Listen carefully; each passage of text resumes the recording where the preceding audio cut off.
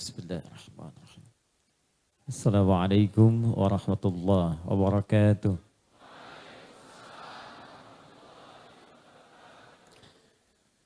Alhamdulillahi nuris samawati wal ard.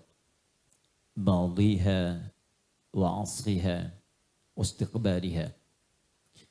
Nahmaduhu hamdan syakirin kama 'allamana an nahmadah. Wa nashkuruhu kama 'allamana an nashkurah. Allahumma antal muqaddim wa antal muakhir biyadikal khair innaka ala kulli syai'in qadir. Nusalli wa nusallimu ala afdalil anbiya'i wal mursalin nabiyyina Muhammadin wa ala alihi wa sahbihi wa dhurriyyatihi wa ummatihi ila yaumiddin. Amma ba'd. Fa ya ibadallah usi nafsi wa iyyakum bitaqwallahi faqad fazal muttaqun fala tamutunna illa wa antum muslimun. Qala ta'ala, ya ayyuhalladzina amanu taqullaha haqqa tuqatih wa la tamutunna illa wa antum muslimun. Saudara-saudariku yang seluruhnya tanpa kecuali, saya ingin berdoa memohon kepada Allah semoga kita semua dirahmati dan diberkahi oleh Allah Subhanahu wa taala. Saat ini kita berada di Masjid Nurul Asri. Nur itu pancaran kebaikan yang mampu menerangi dan mendekatkan diri kita kepada Allah Subhanahu wa taala. Secara garis besarnya demikian. Kalau kata nur itu dimaknai terkait dengan makhluk.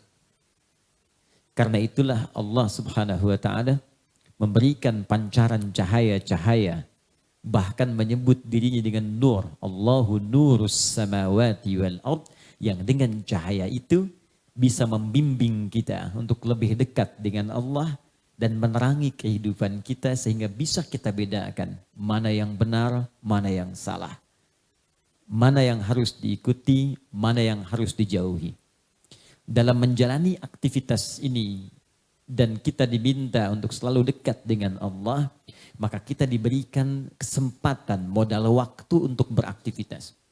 Modal waktu untuk beraktivitas itu dalam bahasa Arab disebut dengan asrun namanya. Jadi asrun itu bukan sore. Ada solat asar. Ya, ada orang mengatakan solatnya sore. Bukan. Dalam bahasa Arab, sore itu masa. Masa'ul khair. Semoga sore ini Anda baik-baik saja. Tapi asrun asalnya kullu waqtin yu'asiruna fahuwa asrun. Orang Arab mengatakan demikian. Setiap momentum waktu yang kita lalui, setiap detiknya itu disebut asr namanya. Nah, kita diberikan oleh Allah waktu untuk beraktivitas. Karena itu saat Allah menamai manusia terkait dengan pemanfaatan waktu beraktivitasnya, diberi nama dengan insan namanya. 65 kali disebutkan dalam Al-Quran. Jadi setidaknya kita punya 5 nama disebut dalam Al-Quran secara umum. 1, bashar, menunjuk pada aspek nafsu yang ada dalam diri kita yang dikombinasikan dengan takwa. Disebutkan 35 kali dalam Al-Quran dan ini nama pertama yang oleh Allah diinformasikan pada malaikat dan jin saat kita mula akan diciptakan. Itu di Quran surah ke-15 ayat ke-28.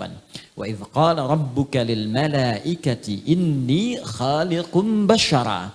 Ketika Allah menginfokan kepada seluruh malaikat dan sebagian jin yang ada pada saat itu, bahwa aku akan mencipta makhluk baru, bukan malaikat, bukan jin, dengan misi yang khusus untuk makhluk ini saja.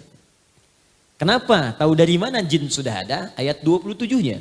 Wal janna khalaqnahu min qablu min naris samum. Jin kami ciptakan sebelum manusia dari materi yang beda dengan manusia. Di kalau malaikat materinya cuma punya jiwa takwa saja, jiwa kebaikan. Karena itu malaikat sifatnya selalu baik, tak pernah kenal salah. Selalu tegas dan tuntas menunaikan tupoksi kerjanya. Itu diisyaratkan di Quran surah ke-66 At-Tahrim ayat yang ke-6. Di kiri agak sedikit ke atas di mushaf. La ya'sunallaha ma amarahum wa yaf'aluna ma yu'marun. Malaikat mustahil berbuat maksiat dan menunaikan tugas sesuai dengan tupoksinya, sempurna. Jadi kalau Anda ingin mencari yang sempurna, itu malaikat. Karena itu mustahil malaikat berbuat salah. Pernah dengar malaikat Jibril korupsi ayat misalnya? Tidak ada kan? Sempurna. Kita manusia tidak sempurna. Karena malaikat yang sempurna kita bukan, maka jangan pernah menuntut kesempurnaan pada manusia. Tidak akan ditemukan. Jadi kalau ibu misalnya ingin menemukan suami yang sempurna, nikah sama malaikat. Mungkin malaikat maut masih ada peluang. Lawan dari takwa itu nafsu. Fujur nama lainnya. Yang diciptakan dengan jiwa nafsu saja, itu hewan namanya. Karena itu hewan itu tidak pernah kenal benar. Dia tidak ada takwanya. Sama jiwa ini pun dimiliki oleh iblis, setan. Jadi malaikat tidak kenal salah, setan tak kenal benar. Baik, karena itulah kemudian di Quran takwa disebutkan 115 kali, nafsu disebutkan 115 kali. Nah, kalau digabungkan nafsu dengan takwa, ketemunya kita di situ, basyar namanya. Maka dalam diri kita ada potensi benar, ada potensi keliru. Yang mendorong jiwa takwa kita untuk berbuat baik, malaikat disebutkan 88 kali dalam Al-Quran. Yang memberikan was-was kepada nafsu supaya berbuat salah, syaitan namanya. Disebutkan 88 kali juga dalam Al-Quran. Di malaikat 88 kali, setan 88 kali. Malaikat mendorong pada kebenaran tak pernah salah, setan mendorong pada keburukan tak kenal benar. Di tengah-tengahnya ada kita, makhluk yang mungkin salah, tapi bisa kembali untuk tobat dan kepada jalan kebenaran. Karena itu Adam pernah keliru, tapi karena Adam manusia bukan setan, maka Adam diberi peluang tobat, tobat dia. Setan salah, diberikan peluang untuk tobat, dia nggak mau benar. Karena jiwanya cenderung mengajak kepada kesalahan. Karena itu kalau ada orang pernah berbuat salah, jangan vonis dia. Tapi kita doakan supaya kembali kepada jalan-jalan kebaikan. Kalau dia tidak mau tobat, patut ditanya, ini manusia apa? Bukan saya yang bilang, ini yang paling kencang nih. Ini manusia atau sedang dipengaruhi oleh setan? Demikian kalau prinsip ini satu aja kita bawa dalam kehidupan, nikmat kehidupan kita. Di rumah tangga tidak ada yang saling menyalahkan. Karena tahu, suami bukan malaikat, istri bukan setan. Papa kenapa sih yang gini aja? Gak bisa, kemarin juga begini. Ma, papa kan bukan malaikat. Mama juga bukan setan kan? Makin ribut tuh. Jadi satu. Dua, ada yang disebut dengan ins. Pasangannya jin. Setidaknya 18 kali pasangan ini disebutkan dalam Al-Quran. Ya ma'syarul jinni wal wa ma khalaqtul jinna wal ins. Ins, manusia disebut dengan ins setidaknya memiliki 3 arti. Lawan dari ini langsung kalimat jin. Pertama, ins itu tampak. Jin tersembunyi. Saya berbagi ilmu dasar ya. Di bahasa Arab itu kalau ada kata dibuka dengan jim dengan nun, itu umumnya pasti tersembunyi. Jim dengan nun. Jannah, surga. Kenapa disebut surga dengan jannah? Karena sekarang masih tersembunyi, belum nampak di pandangan kita. Janin, perempuan ada janin dalam rahimnya. Kenapa disebut dengan janin? Karena tidak tampak dalam pandangan mata kita. Langsung. Jin kenapa disebut dengan jin? Karena tak nampak dalam pandangan kita. Hanya satu kata yang dibuka dengan jim dan nun dan tampak. Itu jun. Jin dan jun. Jin kenapa disebut jin? Karena tersembunyi. Fitrah jin itu saat diciptakan tak nampak. Ini saya kasih rahasia nih. Kalau ada jin melakukan penampakan, itu jin sedang kena masalah. Dia sedang keluar dari fitrah kehidupannya. Apalagi manusia yang cari-cari penampakan jin. Itu pasti sedang ada persoalan kurang sehat. Karena jin itu tersembunyi, jangan dipaksa nampak. Sebaliknya manusia disebut dengan ins karena tampak, terlihat. Lahir tampak, nangis kelihatan makhluknya. Tidak ada bayi dilahirkan, mana bayinya, mana nggak kelihatan. Pasti tampak. Karena itu fitrah manusia itu selalu ingin tampak. Pulang ke rumah, tampak. Berangkat ke masjid, tampak. Ke kantor, tampak. Karena itu pengertian terbaliknya, kalau ada manusia senang sembunyi-sembunyi, itu sama dengan Anda yang bilang, bukan. Sama dengan sedang punya masalah. Ke rumah ada pintu depan lewat jendela. Ya, ke kampus sembunyi-sembunyi. Ke masjid sembunyi-sembunyi. Itu sedang ada persoalan dalam hidupnya. Sederhana memaknai kehidupan itu. Kedua, manusia itu halus, lembut. Jin kasar. Jadi yang makhluk halus itu antum. Bukan jin, kita, saya, Anda. Halus, lembut, jin kasar. Karena itu tidak pernah ada jin menampakkan diri atau orang kemasukan jin yang lembut, itu nggak ada, Pak. Silahkan cek, mana ada orang kemasukan jadi lembut. Ustadz mohon izin ikut pengajian ya, sedang kemasukan jin, mustahil. Kalau tidak mulutnya meracau, tindakannya pasti akan mengacau. Maksud saya, kalau ada manusia tiba-tiba menjadi kasar, tiba-tiba senang sembunyi, itu berarti ada persoalan dalam kehidupannya. Minimal, kata Nabi, ada lingkungan yang salah yang memengaruhi dia dalam kehidupannya. Kullu mauludin yuladu alal fitrah. Setiap yang terlahir itu ada fitrahnya. Dilahirkan dalam keadaan fitrah. Fitrah terbagi dua makna. Satu cenderung untuk mendekat kepada Allah, beragama. Itu di Quran surah ke-30 ayat 30. Paling kanan sebelah atas di mushaf. Ya, fa'aqim wajhaka lid-dini hanifa fitratallahi allati fataran nasa 'alaiha. Hadapkan dirimu kepada jalan agama yang benar, din yang hak, ditafsir di Quran surah ketiga ayat 19. Innad dina 'indallahil Islam. Cari sampai ketemu yang benar. Kata Allah kalau mau singkat nyarinya ya Islam. Kamu nyari kemana-mana, ketemunya akan ke situ juga. Nah setelah itu, istiqamah di jalannya, itulah fitrah kehidupan. Jadi setiap manusia yang lahir pasti mencari jalan untuk ketemu Tuhan. Pasti cari jalan. Yang kedua cenderung pada kebaikan dan kebenaran. Karena itu sifat baik itu fitrah manusia. Walaupun dia belum beriman, ketika mulutnya berdusta, pasti hatinya menolak. Cukup jadi manusia, pasti punya potensi baik. Silahkan Anda cek, apa yang baik orang Islam saja, non-muslim banyak yang baik. Yang jujur, ada. Yang tawadhu, tidak sombong, ada. Yang sabar, ada. Cuman yang kurang apa? Iman. Itu poinnya. Jadi banyak orang kemudian bisa mengatakan, saya cenderung pada kebaikan, memang fitrah. Fitrah adanya. Kalau nggak percaya begini ya. Contoh, tapi saya katakan dari awal, ini contoh, bukan untuk dipraktikkan. Contoh, iseng-iseng keluar masjid, pakai sendal orang. Contoh, awas. Bukan untuk dipraktikkan. Ya, kenapa kau pakai sendal orang? Kata Ustadz, tidak. Contoh aja, Anda ketika mau pakai sendal orang, hati Anda pasti akan menolak. Itu bukan punya kamu. Yang ini yang punya kamu. Itulah ins. 3, ada yang disebut dengan An-Nas. 241 kali disebutkan dalam Al-Quran.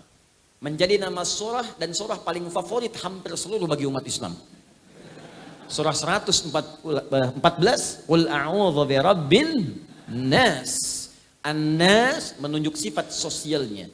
Ingin mengesankan bahwa tidak ada manusia yang bisa hidup sendiri. Semua saling membutuhkan yang lainnya. Karena itu jangan egois dalam kehidupan. Orang egois itu susah hidupnya. Cek. 4. Ada Bani Adam. Setidaknya 7 kali disebutkan dalam Al-Quran. Contoh Quran surah ke-7 ayat 31. Ya Bani Adam khudhu zinatakum 'inda kulli masjid. Hei anak cucu Adam, kalau ada panggilan dari masjid kenakan pakaian terbaik. Bani Adam untuk menunjuk susunan nasabnya.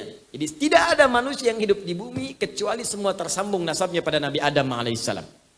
Anda kalau mau cari-cari, ketemunya ke Nabi Adam, bukan ke monyet. Awas hati-hati. Kalau ada yang mengatakan manusia berasal dari monyet, katakan pada orang itu, selamat Pak. Mungkin Bapak dari monyet, saya tidak ikut-ikutan gitu. Semua pasti Allah udah kasih bocoran. Allah yang menciptakan kita, Allah yang tahu. Shortcutnya kata Allah, semua dari Adam. Karena itu aku sebut kalian Bani Adam. 7 kali disebutkan dalam Al-Quran. Bahkan mukjizat Nabi Muhammad SAW. Saat mulai dilahirkan, itu langsung diberikan mukjizat dengan isyarat Bani Adamnya. Lahir, bayangkan. Kebayang tidak? Belum. Lahir bapak tidak ada. Tapi nasab paling jelas sampai ke Nabi Adam. Silahkan cek. Makanya banyak syair memuji nasab Nabi Muhammad saking jelasnya ke Nabi Adam seperti bulan. Qamarun. Qamarun. Bulan. Wajah bagus, ganteng, hebat, luar biasa. Nasab nyambung.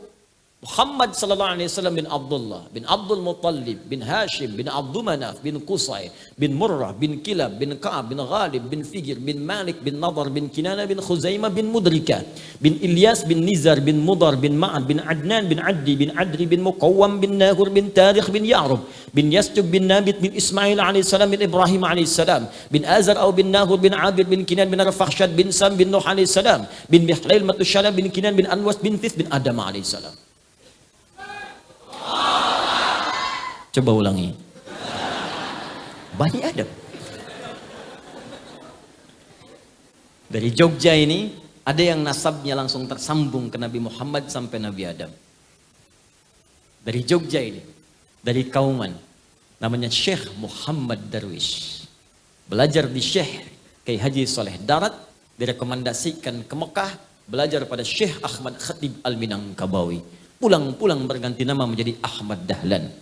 Bin Kiai Haji Abu Bakar, bin Kiai Ilyas, bin Kiai Sulaiman, bin Demang Jurang Juru Kapindo, bin Demang Jurang Juru Sapisan, bin Kiai Gerbek, bin Maulana Ishaq, bin ke atasnya Ahmad Jumadil Qabra, Ali Zainal Al-Kabir, Ali Zainal Abidin, bin Al-Husain ke atasnya, adiknya Al-Hasan, anak keduanya dari Ali bin Abi Thalib karamahullahu wajah, zauju Fatimah Zahra bintu Muhammadin sallallahu alaihi wasallam.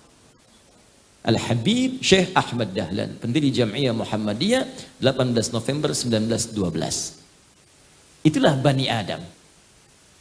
Baik, yang kelima disebut insan. 65 kali disebutkan dalam Al-Quran. Bahkan ada surah ke-76 di surah dengan namanya Al-Insan. Tidak disebutkan dengan nama insan kecuali menunjuk pada manusia dengan semua totalitas aktivitasnya. Dari bangun tidur sampai tidur lagi. Apa kaitan dengan kata asar tadi? Ini yang ingin saya tunjukkan. Begitu dahsyatnya diksi Al-Quran. Pilihan kata Al-Quran. Kalau ini bukan firman Allah, mustahil bisa begini. Mustahil. Saya mengajar di Arab juga bahasa Arab. Dan banyak orang Arab tidak tahu bahasa Arab fasih kekinian. Dan semua orang Arab mengerti ini bukan kalimat biasa. Kalau bukan firman Allah mustahil. Pilihan katanya sempurna. Di ketika Allah menyebutkan kalimat asar, tidak pernah disandingkan dengan kata ins, tidak dengan bashar, bukan dengan annas, dan tidak pula dengan Bani Adam. Tapi yang dipilih kalimat insan. Wal asr, surah 103. Innal insana lafi khusr. Kata Allah, demi waktu, masa yang aku berikan modalnya untuk manusia untuk beraktivitas. Ini aku kasih nih, sehari 24 jam. Aku kasih sepekan ada 7 hari. Aku berikan sebulan 29 sampai 30 hari. Silahkan gunakan. Silahkan beraktivitas. Masehinya ada 31 hari, silahkan gunakan. Nah, ketika menunjuk manusia beraktivitas, digunakanlah kalimat insan oleh Allah. Cuma diberi bimbingan. Begini cara beraktivitasnya, seperti ini cara melakukannya. Aku berikan cahaya untuk bimbingan itu dan gunakan waktu sebaik-baiknya untuk menggunakan aktivitasmu sesuai dengan ridhaku. Kalau Anda gabungkan mengikuti cahaya Allah untuk memanfaatkan waktu sesuai dengan apa yang Allah ridhai, maka kalimat itulah berubah menjadi nama Nurul Asri. Dan selesai muqaddimah kita sampai di sini. Ini muqaddimah, kita belum mulai. Jadi saya selalu ingin menyampaikan ke masjid manapun, belajar dari filosofi nama masjidnya, supaya kita bisa meningkatkan ketakwaan dari nama itu. Ke Masjid Al-Ikhlas, belajar lebih ikhlas. Ke Al-Muttaqin, belajar lebih takwa. Ke Al-Hikmah, belajar cari hikmah. Ke Nurul Asri, cari cahaya. Jadi kalau keluar dari masjid ini Anda masih jauh dari Allah, berarti ada yang nggak benar ibadah Anda di sini. Pulang dari sini, aktivitas kita lebih terarah. Waktunya lebih efektif. Pelajari kenapa dinamakan fajar, kenapa dinamakan subuh, kenapa dinamakan zuhur, kenapa asar, kenapa maghrib, kenapa isya. Ada maknanya semua. Jadikan kurikulum kehidupan. Ambil cahaya-cahaya Allah. Apa yang kita kerjakan di subuh sampai dengan ke zuhur. Apa yang dilakukan di zuhur sampai ke asar. Apa yang kita kerjakan asar sampai maghrib. Apa yang direnungi dari maghrib ke isya. Sampai mungkin ketika isya tiba, kita terlelap, belum tentu kita terbangun kembali esok harinya. Kalau ini kita lakukan dengan benar, demi Allah saya katakan semua akan nikmat dijalani. Tapi ada satu pedoman yang harus kita jadikan acuan mendapatkan Nurul Asri. Pedoman inilah yang Allah berikan sejak Nabi Adam diturunkan ke muka bumi. Apa pedomannya? Seperti apa gambarannya? Bagaimana kita mengambil manfaat darinya dan mempraktekannya? inilah inti pembahasan kita di pagi hari ini untuk kita uraikan. Mari kita mulai supaya kita bisa manfaatkan waktu dengan baik insyaallah. Bismillahirrahmanirrahim. Sebelumnya sampai jam berapa nanti kita mulai? Oh, baik. Sampai Isya siap? Silahkan sampai Isya. Saya jam 11 pergi lagi. Baik, yuk kita mulai. Tema kita kemuliaan Al-Quran dalam Al-Quran dan Sunnah Rasulullah SAW. Diambil secara singkat kemuliaan hidup bersama Al-Quran. Saya akan mulai dari Al-Quran surah kedua Al-Baqarah ayat 38. Mohon izin nanti kita tidak akan jauh dari Al-Quran, hadis, dan qaul ulama untuk menafsirkannya. Quran surah kedua Al-Baqarah ayat 38. Saat Nabi Adam alaihissalam, manusia pertama, diturunkan oleh Allah ke muka bumi untuk memulai misinya. Jadi Nabi Adam itu dan semua manusia tugasnya di bumi, bukan di langit. Ingat. Karena itu ketika diciptakan, diberikan misi sebagai khalifah, kalimat buminya muncul. Al-Baqarah ayat 30. Wa idh qala rabbuka lil malaikati inni ja'ilun fil ardi, bukan fis sama. Ya, fil ardi, di bumi. Karena itu sebelum turun ke bumi, itu oleh Allah di training dulu. Diberikan pembekalan, bekal pengetahuan ayat 31-nya. Wa 'allama Adam al-asma'a kullaha. Bekal-bekal kenikmatan seperti ini mungkin dirasakan nikmatnya. Ya, ayat 35-nya. Ini yang boleh dimakan, ini yang tidak boleh. Ada perintah, ada larangan. Jadi surga yang dimaksudkan di ayat Jannah itu bukan surga yang akan kita tempati. Karena surga yang akan kita tempati tak ada perintah, tak ada larangan lagi. Enggak ada perintah lagi, enggak ada ibadah lagi. Jadi jangan berharap nanti masuk surga masih tahajud terlampau soleh Anda. Ya. Tahajud sekarang, sholat sekarang, nanti tinggal nikmat saja semua. Mala ainan ra'at wala udhunun sami'at ta'ala qalbi basyara. Tak pernah tertatap, tak pernah terdengar kisahnya nyata seperti itu, dan tak pernah kemudian terbayangkan kita lamunkan demikian. Nanti akan masuk suasananya indah semua. Beda dengan sebelum-sebelumnya. Kemudian diperkenalkan ini tantangannya, dari mulai nafsu sampai setannya. Kalau sudah siap semua, diturunkanlah kemudian ke bumi. Turunlah kemudian ke bumi dengan bekal-bekal semua tadi untuk diwariskan kepada anak cucunya. Singkatnya saat turun, maka Allah sampaikan. Ayat 38. Qulna bitu minha jami'an. Sekarang turun kalian semua ke bumi. Adam, Hawa, turun. Fa imma ya'tiyannakum minni hudan. Ini poinnya. Nanti kamu turun ke bumi ini, aku akan berikan satu pedoman kehidupan. Awas. Ini penting, saking pentingnya ini sampai turun. Kaget. Fokus, aku berikan satu pedoman kehidupan. Dan disebutkan nama pedomannya dengan nama Hudan namanya. Saya tuliskan. Maaf, itu yang di belakang akhwat terutama kelihatan ini? Kelihatan. Oh, luar biasa. Belum saya tulis udah kelihatan. Hebat. Ahwat milenial, belum ditulis udah kelihatan. Imannya dahsyat. Jangan-jangan belum saya terangkan sudah tahu. Bismillah. Hudan. Hudan gini. Kelihatan? Baik, nampak? Oh, kalau kurang saya besarkan. Hudan. Sini, fokus. Fa imma ya'tiyannakum minni hudan. Maka jika engkau memulai tugas di bumi nanti, aku akan sertakan pedoman hidupmu. Dinamakan hudan. Di sini semua petunjuknya dikumpulkan. Bagaimana cara menjalani hidup di bumi? Kalau ingin bercocok tanam begini caranya, kalau ingin berkebun begini caranya, kalau ingin berkomunikasi begini caranya. Sifat sikap yang dihadapi seperti ini keadaannya. Tanah begini keadaannya. Laut begini keadaannya. Daratan, lautan, udara, ada semua di sini. Disampaikan. Karena itu Al-Imam Al-Baghawi dalam tafsirnya Al-Khazin menyebutkan semua aspek kebutuhan Adam dan anak cucunya saat nanti tinggal di bumi, semua tercantum dalam kalimat ini. Termasuk spesifik, Adam diberikan kemampuan 700.000 bahasa. Ini untuk menunjukkan banyak. Sebab kalau orang Arab itu ingin menunjuk banyak, dia sebutkan 7, ya 27, 25, 40, itu menunjukkan banyak. Ya, jika kalau ada kata-kata 7, Itu kadang bentuknya real, kadang bentuknya majas, penunjuk banyak. Seperti begini, pusing 7 keliling. Nah, kan bukan keliling-keliling sampai 7 kali pusing kan? Ya, saking pusingnya gitu ya, menunjukkan banyak keliling. Hudan. Kalau hudan ini diikuti, ini poinnya. Fala khaufun 'alaihim wala hum yahzanun.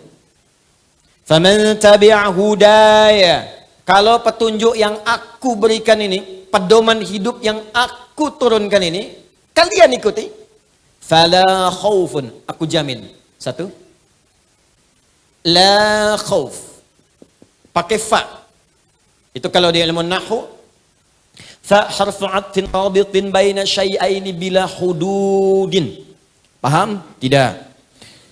Fa harfu 'atfin rabitin baina syai'aini, huruf konjungsi kata sambung yang mengikat dua hal tanpa jeda bila hudud. Jadi kalau ada fa, ada dua perbuatan, satu dan keduanya itu disambungkan dengan cepat tanpa jeda. Contoh prakteknya. Nabi Zakaria pernah sholat. Saat sholat berdoa kepada Allah supaya minta diberikan keturunan. Jadi begitu beliau sholat, minta kepada Allah, sholatnya di mihrab, itu diabadikan di Quran surah ketiga Ali Imran ayat 38. Hunalika da'a Zakaria rabbah. Qala rabbi habli min ladunka dzurriyyatan thayyibah. Innaka sami'ud du'a. Di mihrab itulah Zakaria alaihissalam sholat berdoa kepada Allah dalam sholatnya. Minta keturunan, ya Allah engkau pemberi tanpa batas. Orang mengatakan aku punya keterbatasan. Mustahil istriku punya keturunan karena dia divonis secara medis, monopos dan mandul. Aku minta kepadamu yang tak punya batas. Engkau pasti mendengar doaku. Kalau pada yang maha mendengar saya tidak dikabulkan, kepada siapa lagi aku mesti minta? Begitu selesai doanya, belum selesai sholatnya. Sholatnya belum tuntas, masih berdiri. Berdiri dalam bahasa Arab disebut qaim, qaimun. Sedang sholat belum selesai disebut yusalli. Itu masih qaimun yusalli di mihrab, fil mihrab. Tiba-tiba baru selesai doanya, seketika turun malaikat. Dari mana taunya turun malaikat seketika? Pakai fa, ayat 39-nya. Fanadathul malaikatu wa huwa qaimun yusalli fil mihrab. Annallaha yubashshiruka bi Yahya. Jadi kalau bahasa kita begini, baru selesai doa, seketika malaikat turun. Padahal sholat belum tuntas. Menyampaikan pesan, Allah menjawab doamu, dikabulkan, langsung istrimu akan mengandung saat ini juga, dan anak yang lahir diberi nama langsung oleh Allah Yahya, artinya hidup. Yang mustahil menurut manusia, lahir dari rahim seorang yang divonis monopos dan mandul bayi yang hidup, kata Allah nggak ada yang mustahil bagiku. Jadi dan terjadilah dia. Itulah fa. Jelas? Nah sekarang Allah mengatakan, kalau nanti kamu hidup di muka bumi, aku kasih pedoman. Kalau engkau praktekkan pedoman ini, maka menggunakan fa, seketika tanpa jeda. La khaufun. Aku hilangkan semua kegelisahan dalam hidupmu. La khauf, tidak gelisah, tidak takut. Lawan dari tidak takut, takut. Persamaan dari tidak takut artinya tenang. La khauf, aku jadikan tenang hidupmu. Kamu aktivitas apapun, kalau kamu pakai pedomanku ini, kamu akan tenang. Mau berumah tangga, baca dulu pedomanku, kata Allah. Praktekkan. Begitu dibaca, dipraktekkan, rumah tangga tenang. Enak. Masalah besar selesai dengan senyuman. Kadang-kadang sholat di atas sajadah tuntas. Tapi kalau enggak engkau gunakan pedomanku, nanti kita akan lihat. Kesulitan mungkin akan datang. Masalah kecil diperdebatkan, sampai semakin membesar. Kadang-kadang mau ke pengajian aja masih debat. Istri datang nanya suami, papa kita pengajian, siap mah? Mau pakai baju apa ya? Yang biru apa yang hijau pak? Nih, biru bagus mah, kayaknya hijau deh. Nanya tapi udah punya jawaban. Masih mending kalau dipakai, keluar kuning. Kata Allah kalau dipakai petunjukku, senyum selesai. Tapi kalau nggak dipakai, nggak akan tuntas.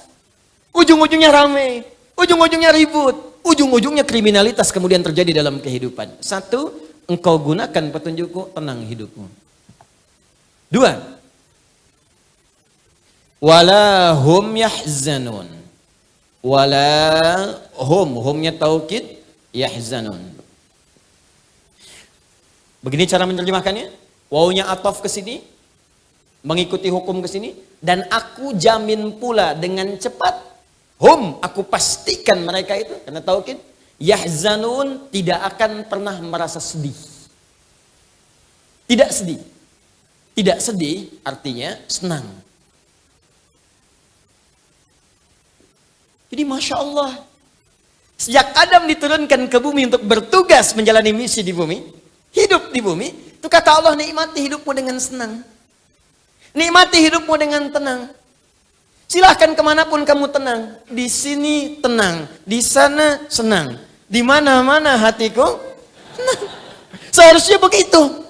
Bukan cuma jadi lirik. Memang hidup kita itu mesti begitu. Di rumah tangga senang, bekerja tenang, di kehidupan sosial tenang. Jadi semua garis yang Allah tetapkan dalam kita beraktivitas, ini konsepnya ke sini, Pak. Ya Allah tuh nggak ingin kita susah. Jadi kalau ada orang yang hidupnya susah, bukan Allahnya yang salah, manusianya yang tidak baca pedomannya. Buka akhir ayat 185 di Quran surah kedua Al-Baqarah. Yuridullahu bikumul yusra wala yuridu bikumul usra. Allah tuh menginginkan hidup kalian semua itu mudah, bukan susah, kata Allah. Jadi kalau ada orang hidupnya susah, bukan Allahnya yang salah. Mungkin makhluknya yang tidak baca pedomannya. Anda maaf ya, kalau mau ke sini Nurul Asri nggak tahu petanya, kan susah datangnya ke sini. Sudah berniat-niat datang dari awal, tapi petanya nggak dibaca, pedoman nggak dilihat, bagaimana bisa sampainya, Cepi? Susah. Makanya kata Allah, aku turunkan pedoman ini setiap masa berganti, maka akan diupdate sesuai dengan kondisi masanya. Tapi namanya tetap dengan kalimat yang sama, hudan. Karena itulah Bapak Ibu sekalian, teman-teman, setelah Nabi Adam pun meninggal dunia, muncul keturunan beliau berikutnya, setiap keturunan komunitas itu berganti. Kemanapun mereka beraktivitas, maka Allah akan mengutus dan menunjuk seorang manusia menjadi utusan untuk menyampaikan hudan sesuai dengan kondisi umatnya di masa itu. Utusan inilah yang disebut dengan Rasul. Jadi ada Rasul, ada Nabi, itu berbeda. Rasul pertama Nabi Nuh alaihissalam, Nabi pertama Nabi Adam alaihissalam. Nabi ditugaskan hanya untuk pribadinya saja, sedangkan Rasul ditugaskan untuk berdakwah kepada umat menyampaikan pesan hudan ini. Ustadz, kenapa Nabi Adam bukan Rasul? Karena Nabi Adam turun ke bumi, belum ada umatnya. Yang turun cuma Adam dan Hawa. Adam kata sejarah turunnya di wilayah dekat India, Hawa di wilayah yang sekarang jadi Saudi, yang disebut dengan Jeddah. Jadi kalau Anda datang ke Jeddah, kenapa disebut Jeddah? Salah satunya ada yang memaknai karena nenek moyang kita turun di situ. Nenek dalam bahasa Arab disebut dengan Jeddah. Ada yang memaknai demikian. Jadi kalau Anda nanti umrah atau haji, yang belum insya Allah saya doakan cepat berangkat. Ya.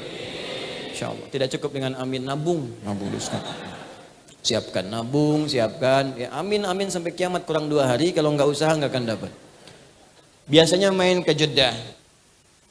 Pinggir pantai Laut Merah. Sekarang sudah nggak boleh jalan. Ada masjid kemudian disebut Masjid Terapung. Masjid Ar-Rahmah itu. Anda dari situ, lurus sedikit belok kiri. Ada sepeda ontel besar. Orang menyebut sepeda ontel Nabi Adam. Ya, lurus. Kemudian sebelah kanannya di perempatan. Jadi sebelah lurus, kiri ke kanan. Nah perempatan yang lurus dengan kanan itu ada, kebayang nggak? Ya gitulah pokoknya ya. Nah itu ada sekat begini, pakai batu bata warna krem, tulisannya Maqbarah Sayyidah Hawa, kuburannya Sayyidah Hawa.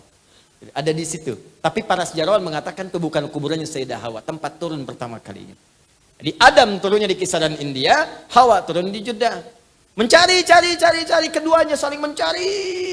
Sampai berkumpullah kemudian di sebuah padang yang tinggi, kelihatan dari jauh. Kayaknya saya kenal ya. Kayaknya saya tahu itu gerak. Emang pasti kenal, karena kan di bumi cuma 2 orang itu. Gak ada yang lain. Naik ke atas. Sesuatu yang tinggi naik sampai kelihatan Arafah. Sifatnya disebut dengan Arafah. Jamaknya disebut dengan Arafat. Karena itu ada riwayat menyebutkan disebut dengan padang Arafah, karena di tempat itulah keduanya kemudian saling mengetahui satu dengan yang lain. Selain riwayat kedua ketika malaikat Jibril mengajarkan pada Nabi Ibrahim tentang manasik haji. Lalu mengatakan Nabi Ibrahim, Araftul an, saya tahu. Disitulah disebut dengan Arafah. Karena itu wilayah itu digunakan untuk keduanya.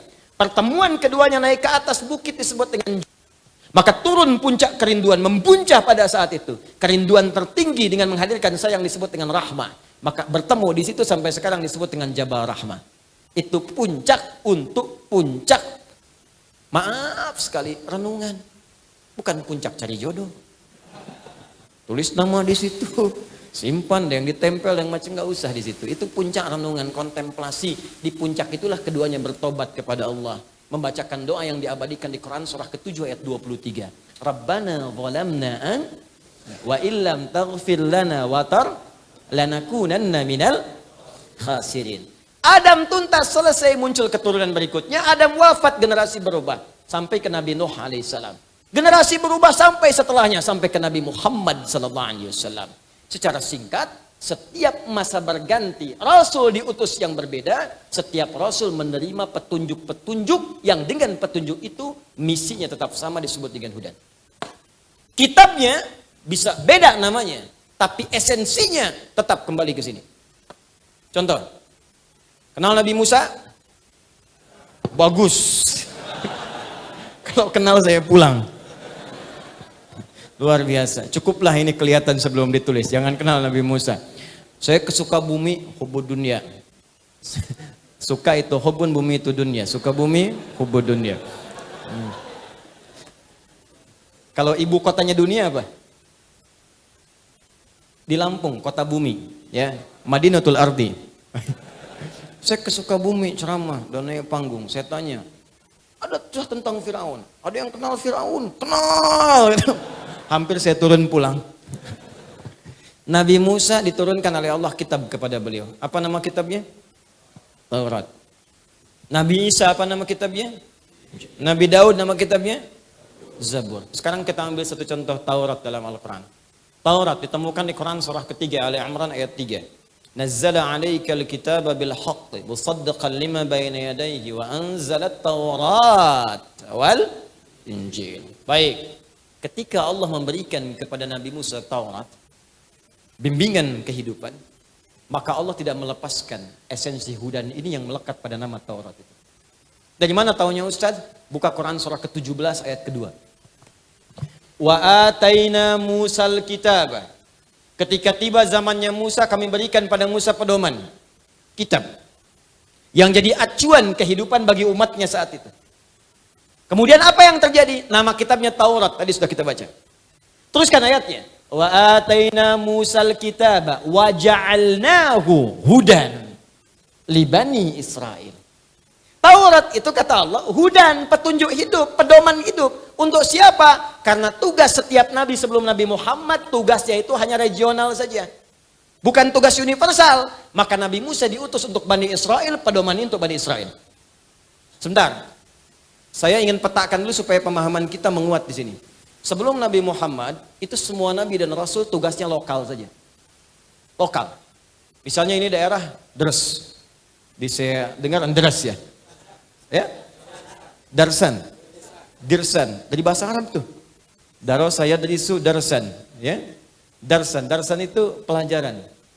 Mungkin di sini banyak pengajian-pengajian, kajian-kajian, gitu kan? Atau mungkin wallahu alam dulu banyak digunakan untuk orang tinggal yang mengajar, maka disebut dengan darsan. Kalau terambil dari bahasa Arab. Kembali teman-teman sekalian.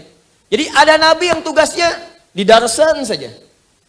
Ada nabi yang tugasnya di kauman saja. Ini contoh ya. Jadi ada nabi-nabi sebelum Nabi Muhammad semua tugasnya lokal. Bahkan yang paling menarik, ada 2 desa berseberangan, nabinya bisa beda. Ini nyata. Ya, buka Qurannya. Kita ambil Qurannya dulu. Lihat Quran surah 51 Adz-Dzariyat. Ayat 24 sampai 30. Nabi Ibrahim dengan Nabi Lut hidup satu masa. Itu keponakan Nabi Ibrahim, Nabi Lut itu. Cuman dinasnya Nabi Ibrahim misinya di tempat A, Nabi Lut di desa B. Desanya bergandengan. Jadi kalau kita ada 2 desa berhimpitan, nabinya beda. Satu Nabi Lut, satu Nabi Ibrahim. Begitu Nabi Lut berdakwah pada umat, sering diejek, bahkan diancam, bahkan ditantang. Katanya mau diazab. Mana azabnya Lut?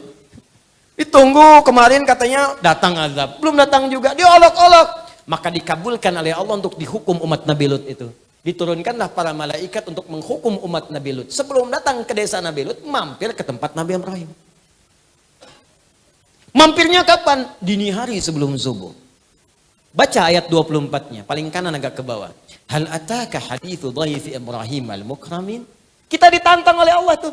Kamu pernah nggak baca, dengar kisah tentang Nabi Ibrahim yang kedatangan tamu malam-malam hari, dini hari, tapi masih dimuliakan oleh beliau. Idh dakhalu alaihi faqalu salama. Ketika masuk itu, dia mengucapkan salam mereka. Assalamualaikum, assalamualaikum. Masya Allah. Anda tengah malam jam 2:30. Ada yang datang ke rumah.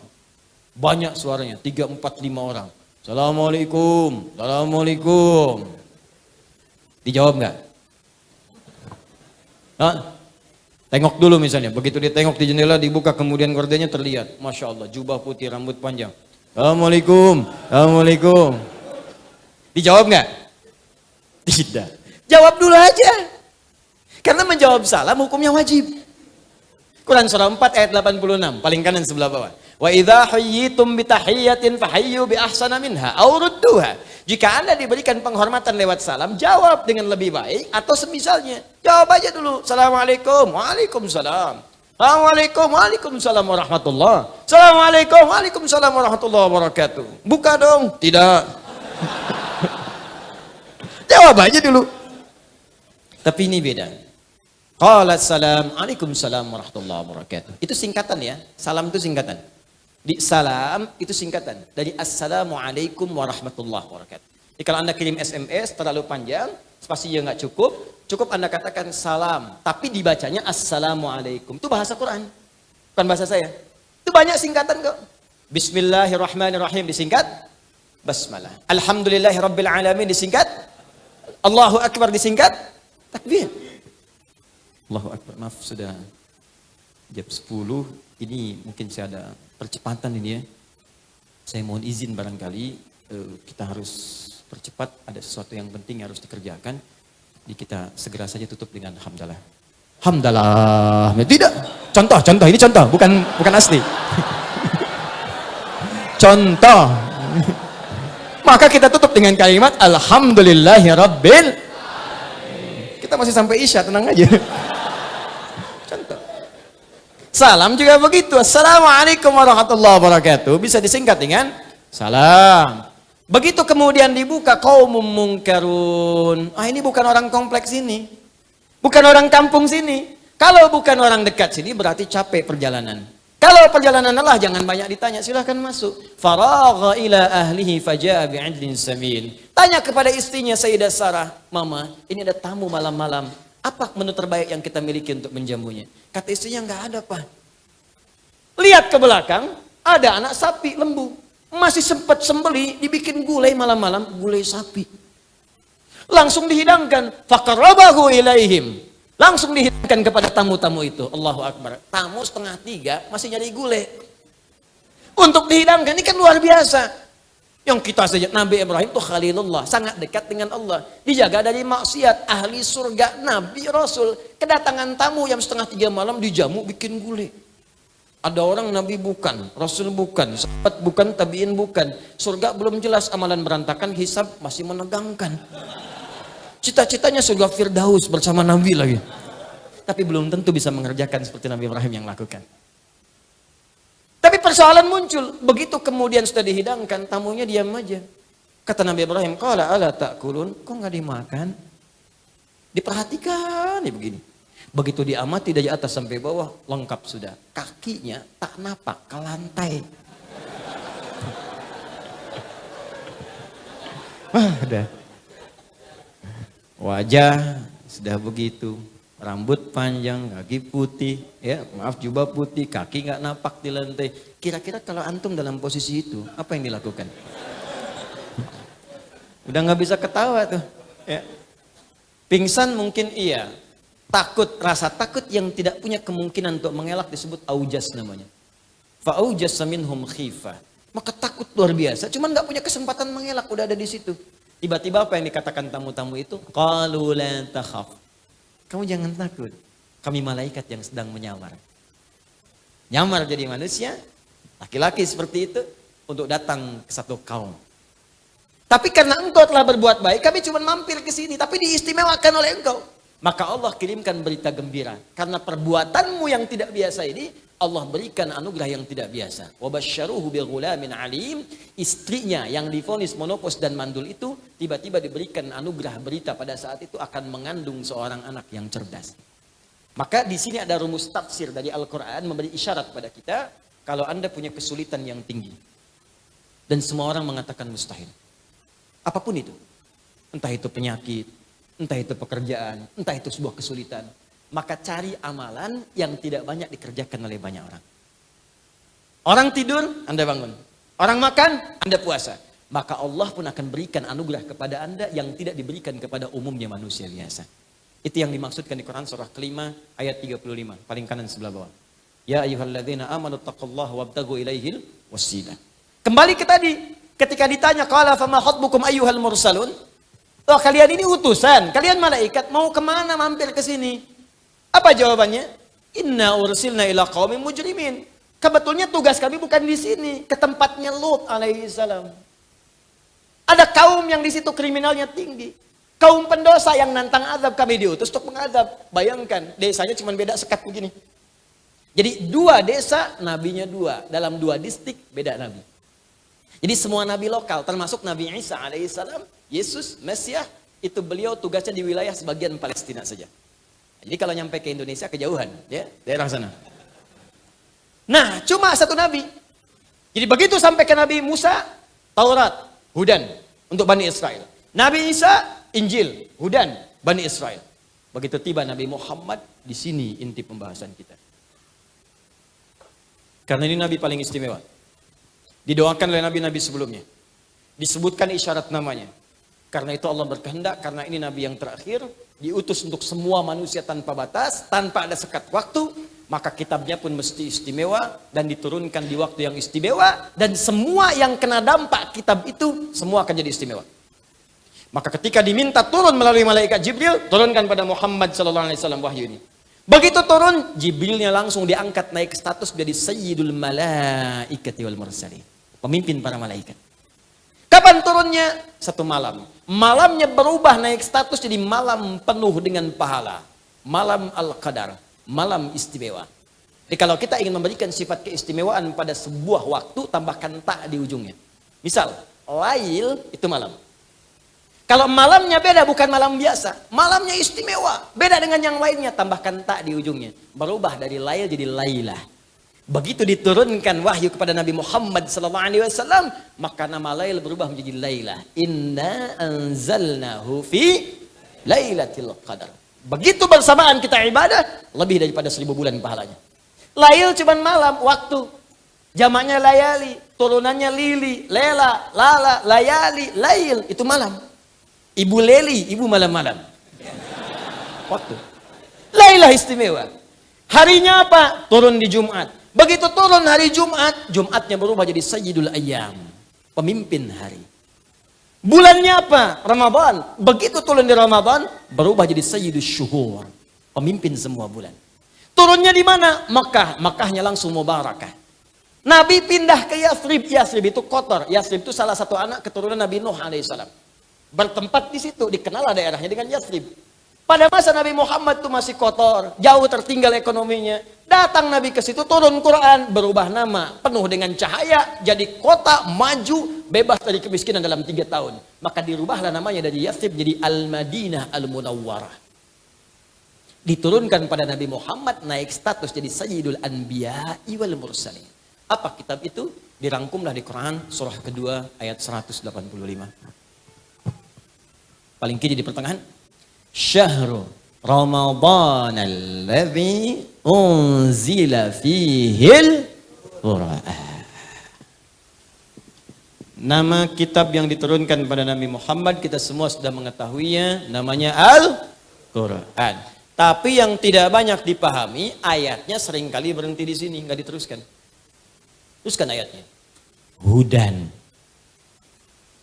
Apa fungsi Quran ini? Allah jawab langsung.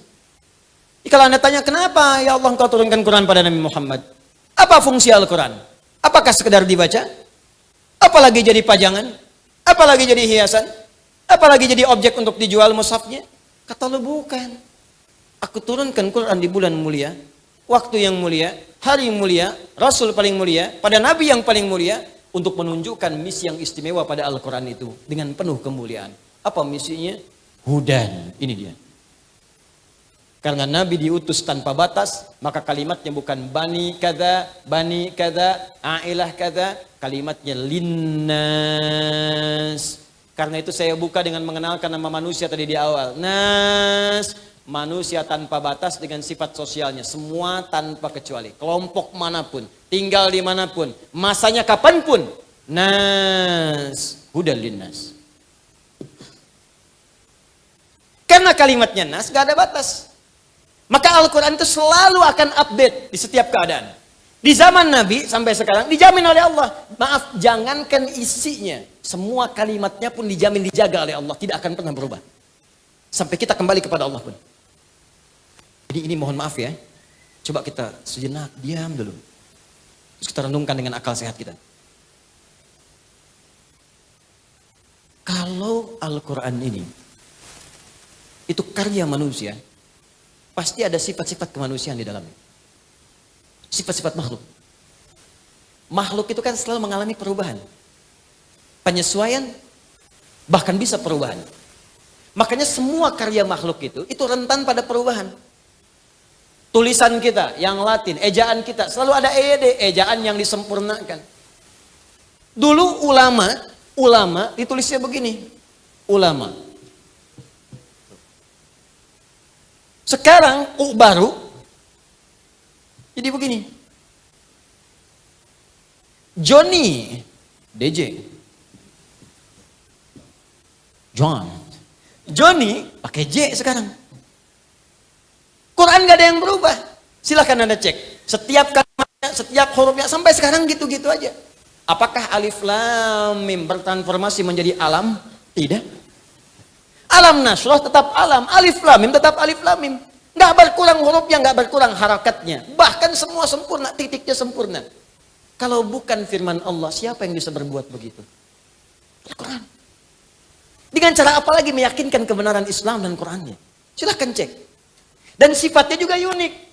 Semua buku manusia, karya-karya manusia, kalau dibaca, Anda pasti bosan. Cuma Al-Quran di muka bumi ini, yang dibaca berkali-kali, tak pernah ada orang bosan dan pusing membacanya. Silahkan cek. Saya sepanjang ini jadi ustadz, belum pernah dengar keluhan ada orang pusing baca Al-Fatihah. Al-Fatihah Quran bukan? Quran sehari 17 kali dibaca. Orang Islam pasti 17 kali baca Al-Fatihah. Kalau dia kurang baca 16 kali, berarti sholat subuhnya cuma 1 rakaat. Karena kan 24, 4, 3, 4. Setiap sholat pasti baca. Setiap rakaatnya baca. 17 kali. Silahkan cek. Novel paling bagus cari di Jogja. Bacaan paling hebat, paling bagus digemari. Baca 17 kali sehari. Demi Allah saya katakan gak akan sanggup. Sehari dibaca sudah. 2 kali mungkin, 3 kali. Saya udah khotam nih. 4 kali bosan. Quran gak ada orang bosan. Tapi uniknya kalau dibaca cepat ngantuk. Itu cuma Quran. Nanti kalau kita belajar fikih ibadah, ada banyak yang unik. Quran, cuman Quran. Anda baca Al-Quran, ya, itu 1 jam masih begini, online.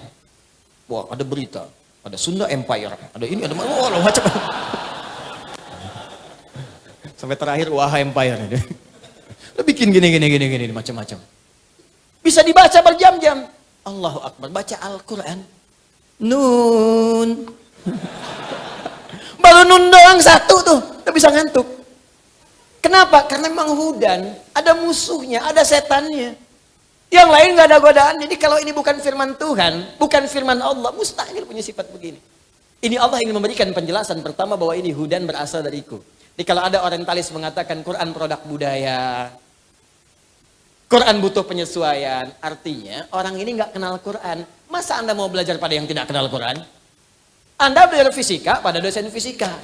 Belajar kimia pada dosen kimia. Anda belajar Quran pada yang ngerti Quran. Ini Anda belajar Quran pada yang nggak ngerti Quran. Ya di mana logikanya, Joni?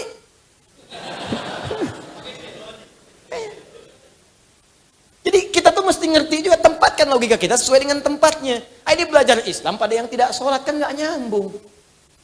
Ya, kembali ke sini. Balik ke sini. Nah, jadi saya ingin sampaikan bahwa ketika Allah menurunkan Al-Quran, maka disebut dengan hudan. Masih ingat kembali ke awal? Apa itu hudan? Semua pedoman kehidupan kita. Semua solusi hidup kita di situ. Semua persoalan tentang hidup kita diterangkan di situ. Kamu kalau lahir kondisinya akan begini. Bahkan di rahim ibu kamu akan begini, begini, begini. Kalau lahir kamu butuh ASI. Berikan ASI-nya sampai masa kesekian kalau sempurna. Kalau kamu belajar akan mengalami kondisi begini. Caranya begini, begini, begini, begini. Kalau pengen cepat paham seperti ini. Kalau kamu belajar iman meningkat seperti ini. Kalau kamu kemudian akan berkelana, kamu akan menemukan kondisi begini. Kamu mungkin akan bertemu dengan pasanganmu. Begini cara meminangnya. Begini cara memberikan maharnya. Begini cara menikah. Sampai dia atur tugas kewajiban di rumah tangganya. Sampai mau kerja diterangkan begini. Sampai disebutkan kalau kamu kerja begini, mungkin akan ada tantangan begini-begini. Ada semua. Karena itu orang yang mendekat pada Quran pasti akan mudah hidupnya. Karena tahu di sebelum mengalami sesuatu, sudah tahu apa yang dilakukan. Anda kan baca map nih mau berangkat. Begitu mau berangkat, ada kemacetan di titik sekian. Belok kanan, belok kiri. Setelah 300 meter ada tukang somai. Ada semuanya. Nah itu Quran tuh begitu. Bahkan sebelum kita lalui sudah ada. 20 tahun mendatang ketika Anda merencanakan pernikahan akan terjadi seperti ini. Persoalan di rumah tangga dari mulai miskomunikasi sampai hal yang tidak bisa diselesaikan berdua disebutkan. Dan solusinya ada di situ. Nih kalau nggak percaya, saya coba sebutkan dengan cepat. Tidak usah ditulis. Simak saja atau lihat rekaman kemudian. Baru Anda tulis. Cepat. Saat masih dalam kandungan, diberitahu oleh Allah, kondisi kandungan akan begini, pergerakan-pergerakan janinnya dan seterusnya. Quran surah ke-22 ayat yang kelima. Doanya, supaya nanti kalau lahir anaknya soleh, dekat dengan Allah, baik dengan orang tua. Quran surah ke-7 ayat 189. Begitu lahir diberi petunjuk, ibu yang baru melahirkan berikan ASI sempurna. Kalau pengen komplit berikan 2 tahun. Bapak jangan ganggu ibu, fokuskan bapak untuk mencari rezeki supaya bisa mensuplai kepada ibunya. Quran surah kedua ayat 233. Itu nyata, betul. Ya, wal walidatu yurdi'na auladahunna haulaini kamilaini liman arada an yutimma radha'ah wa 'alal mauludi lahu rizquhunna wa kiswatuhunna. Suami yang baru mendapatkan karena keturunan, dorong istri, berikan semangat supaya nanti memberikan ASI dengan kualitas terbaik, jangan diganggu psikologinya. Karena itu tugas-tugas lain bapak yang kemudian dorong itu. Ya maaf ibu dan teman-teman sekalian, kita pasti akan mengerti. Kalau ibu sedang melahirkan, rasa sakit itu setengahnya akan hilang. Ketika bayi kemudian yang hadir dilahirkan disampaikan kepadanya. Setengahnya hilang. Setengahnya lagi ketika suami hadir di sampingnya. Masya Allah mama, anak kita sudah lahir sayang. Ih Masya Allah matanya mirip kamu. Tapi kok bibirnya mirip tetangga kita ya? Jalan. Nah itu nanti bahasan yang lain. Naik lagi sampai 2 tahun. Pendidikan pertama apa yang diberikan pada anak 2 tahun? Dia mulai bisa bicara, mulai bergerak, mulai macam-macam. Turun 4 pendidikan dini. Kalau diberikan dengan baik, dia dekat dengan Allah, baik dengan Anda, dan bagus bergaul dengan lingkungan sekitaran. Turun Quran surah ke-31 ayat 13 sampai dengan 19. Dia mulai belajar dengan serius, bagaimana supaya dibimbing cepat paham. Turun Quran surah 9 ayat 122. Bagaimana kalau dia belajar, pelajarannya itu naik, menjadi orang pintar, imannya juga kuat. Turun bimbingan Quran surah ke-58 ayat ke-11. Bagaimana cara memulainya supaya ditanamkan adalah keilmuan yang kuat. Turun Quran surah 96 ayat 1 sampai dengan 5. Bagaimana cara dipercepat? Kalau menghafal Allah yang tanamkan dalam jiwanya. Walaupun dia mengikuti bacaan cepat menghafalkannya. Turun Quran surah ke-75 ayat 16 sampai dengan 18. Apa amalan untuk mencapai itu? Turun Quran surah kedua di ujung ayat 282. Kemudian naik lagi sampai dia berkelana, mungkin merantau. Jangan semua orang Jogja dikatakan Jogja semua. Ada yang dari Jawa, Sumatera, Kalimantan, mungkin ke sini. Tapi Allah berikan bimbingan. Engkau akan bertemu mungkin dengan suku yang beda, komunitas yang tidak sama. Tapi dalam keadaan itu pun bergaul dengan cara yang takwa. Ada bimbingan di Quran surah ke-49 ayat ke-13. Mungkin engkau pun menemukan jodohmu di situ. Maka ketika engkau bertemu dengannya, jangan terjebak dalam perbuatan yang dilarang. Ya, hati-hati, jangan dekati zina, jangan dekati yang buruk-buruk. Tapi kalau mau, cepat lamar. Makanya saya sering katakan, para akhwat yang belum menikah, jangan percaya kalau ada laki-laki mengatakan, sayang, antar yuk pakai beca. Aku bonceng yuk pakai motor. Jawab dengan kalimat yang indah, aku tidak perlu motormu. Yang aku perlukan, tuliskan namaku di buku nikah kita. Catat. Bikin status. Aku tak peduli dengan motornya, yang aku impikan BPKB-nya.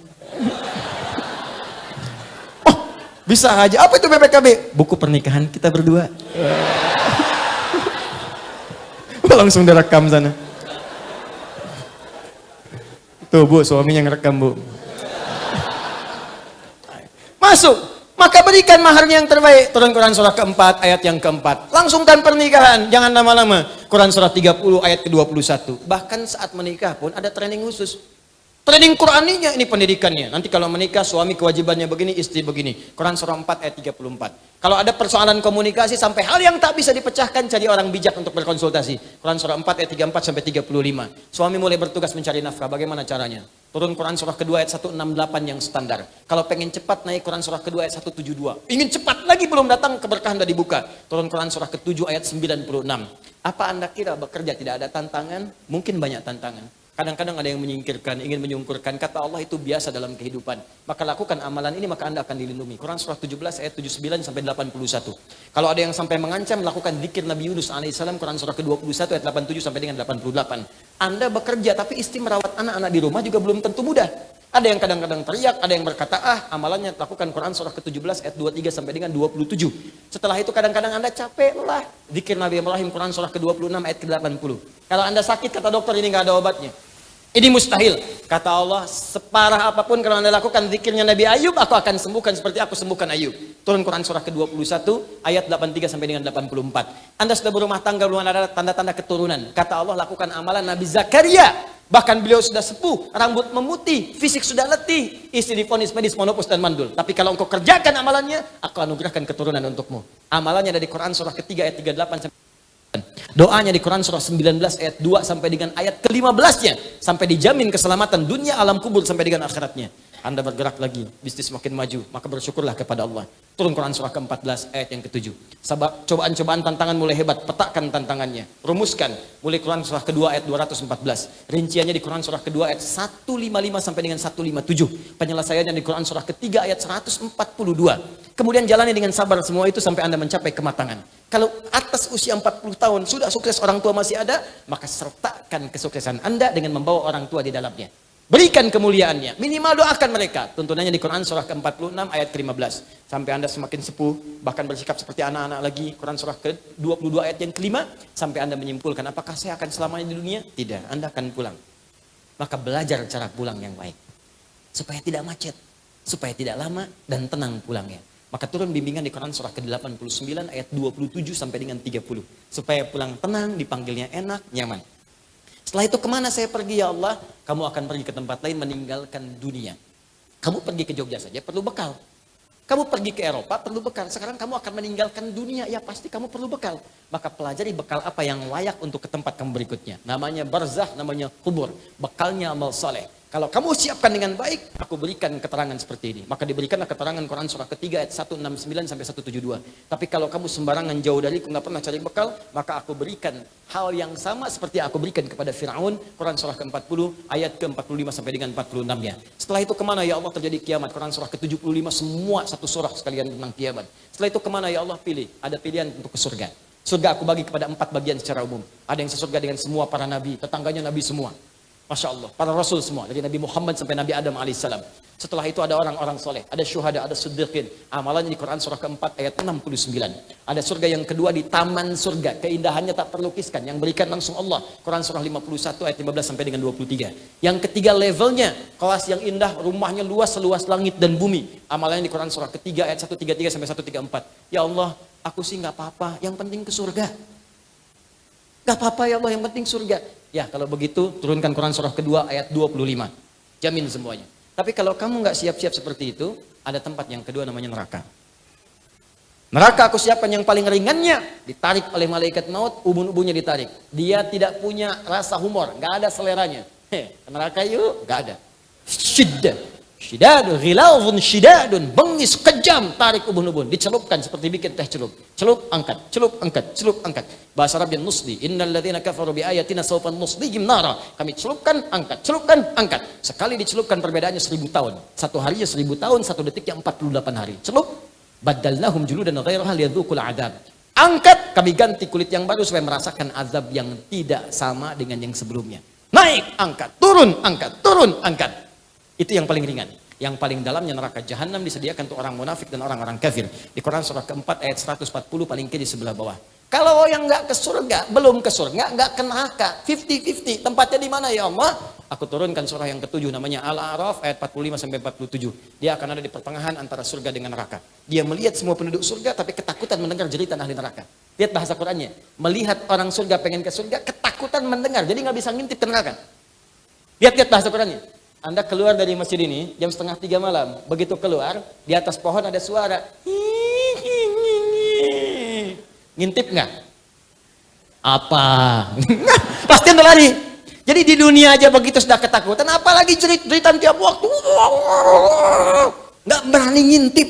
Berharap pengen ke surga. Maka dengan rahmatku, aku ambil dia, aku tempatkan dia di surga. Setelah proses hisab selesai seluruhnya. 1 hari ya 1000 tahun. Ada semua. Tunjukkan pada saya mana yang nggak ada di Quran. Ada semua. Makanya ketika Nabi diutus untuk menerangkan Quran, Nabi pun disebut hudan. Walladzi arsala rasulahu bil huda. Allah ngutus rasulnya dengan hudan. Makanya ketika Quran diterangkan oleh Nabi jadi hudan. Semuanya indah. Berhasil semua. Tenang, nyaman, bahagia, sukses. Nih pembuktian terakhir. Pembuktian terakhir. Bukan ceramah terakhir, kita masih sampai Isya. Pembuktian terakhir. Lihat sini baik-baik. Fokus. La haula wala quwwata illa billah. Ya Allah, ampuni dosaku ya Allah. Enggak apa-apa, Pak. Udah. Terima kasih. Alhamdulillah. Akhirnya yang dapat hidayah juga. Biasanya datang sendiri, nerangin sendiri, ngapus sendiri, nulis sendiri. Biasa, bawa kameramen sendiri. Allah, jemaah cuma ngelihat, kadang senyum, ketawa, masuk surga. Enak banget. Sempurna hidupnya. Ini lihat sini. Al-Quran diturunkan di mana? Ya kalau tidak tahu cepat katakan Wallahu a'lam, gitu aja. Wah, mungkin keburu habis waktunya. Ya. Malaikat ditanya, di jawabannya apa? Wallahu a'lam. Qalu subhanaka la ilma lana illa ma 'allamtana. Al-Baqarah 32. Sahabat ditanya, Allah wa Rasuluhu a'lam, selesai. Anda malaikat bukan, sahabat bukan. Di mana Quran diturunkan? Allahu a'lam. Ya, di mana Quran diturunkan? Masa Allahu a'lam di Mekah.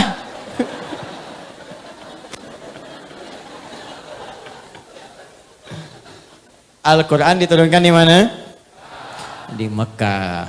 Mekah itu ada umat. Umatnya disebut dulu dengan nama apa? Apa namanya? Jahiliyah.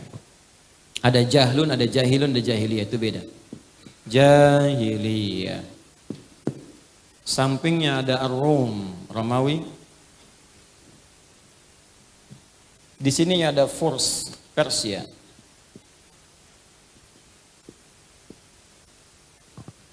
Romawi maju, Bu. Punya imperium. Peninggalannya sebagian ada di sini. Saya sempat diizinkan Allah untuk belajar di Tripoli, Libya. Punya leptis magna dengan Subrata. Itu sepanjang laut Mediterania. Sampai ke Italia, sampai ke sana. Itu peradaban Romawi masih terlihat sampai sekarang. Bekas-bekasnya. Masih ada. Kolosiumnya. Masuk saya ke sana. Saya masuk, saya pelajari, saya lihat. Bahkan mereka sudah punya sistem spa. Salon spa gitu. Udah ada. Bikin. Saya lihat semua. Ada pertarungan, tempat gladiator, macam-macam. Ada semua.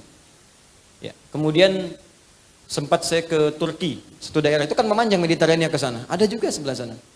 Romawi udah punya peradaban. Persia punya kekaisaran. Sampai sekarang kelihatan sistemnya dan sebagainya. Maju. Terutama ahli di bidang administratif. Ahli di bidang administratif. Makanya bahasa Arabnya menteri itu wazir. Wazir itu asalnya bahasa Persia. Dari Persia. Ya karena dulu mereka pakar di bidang administratif.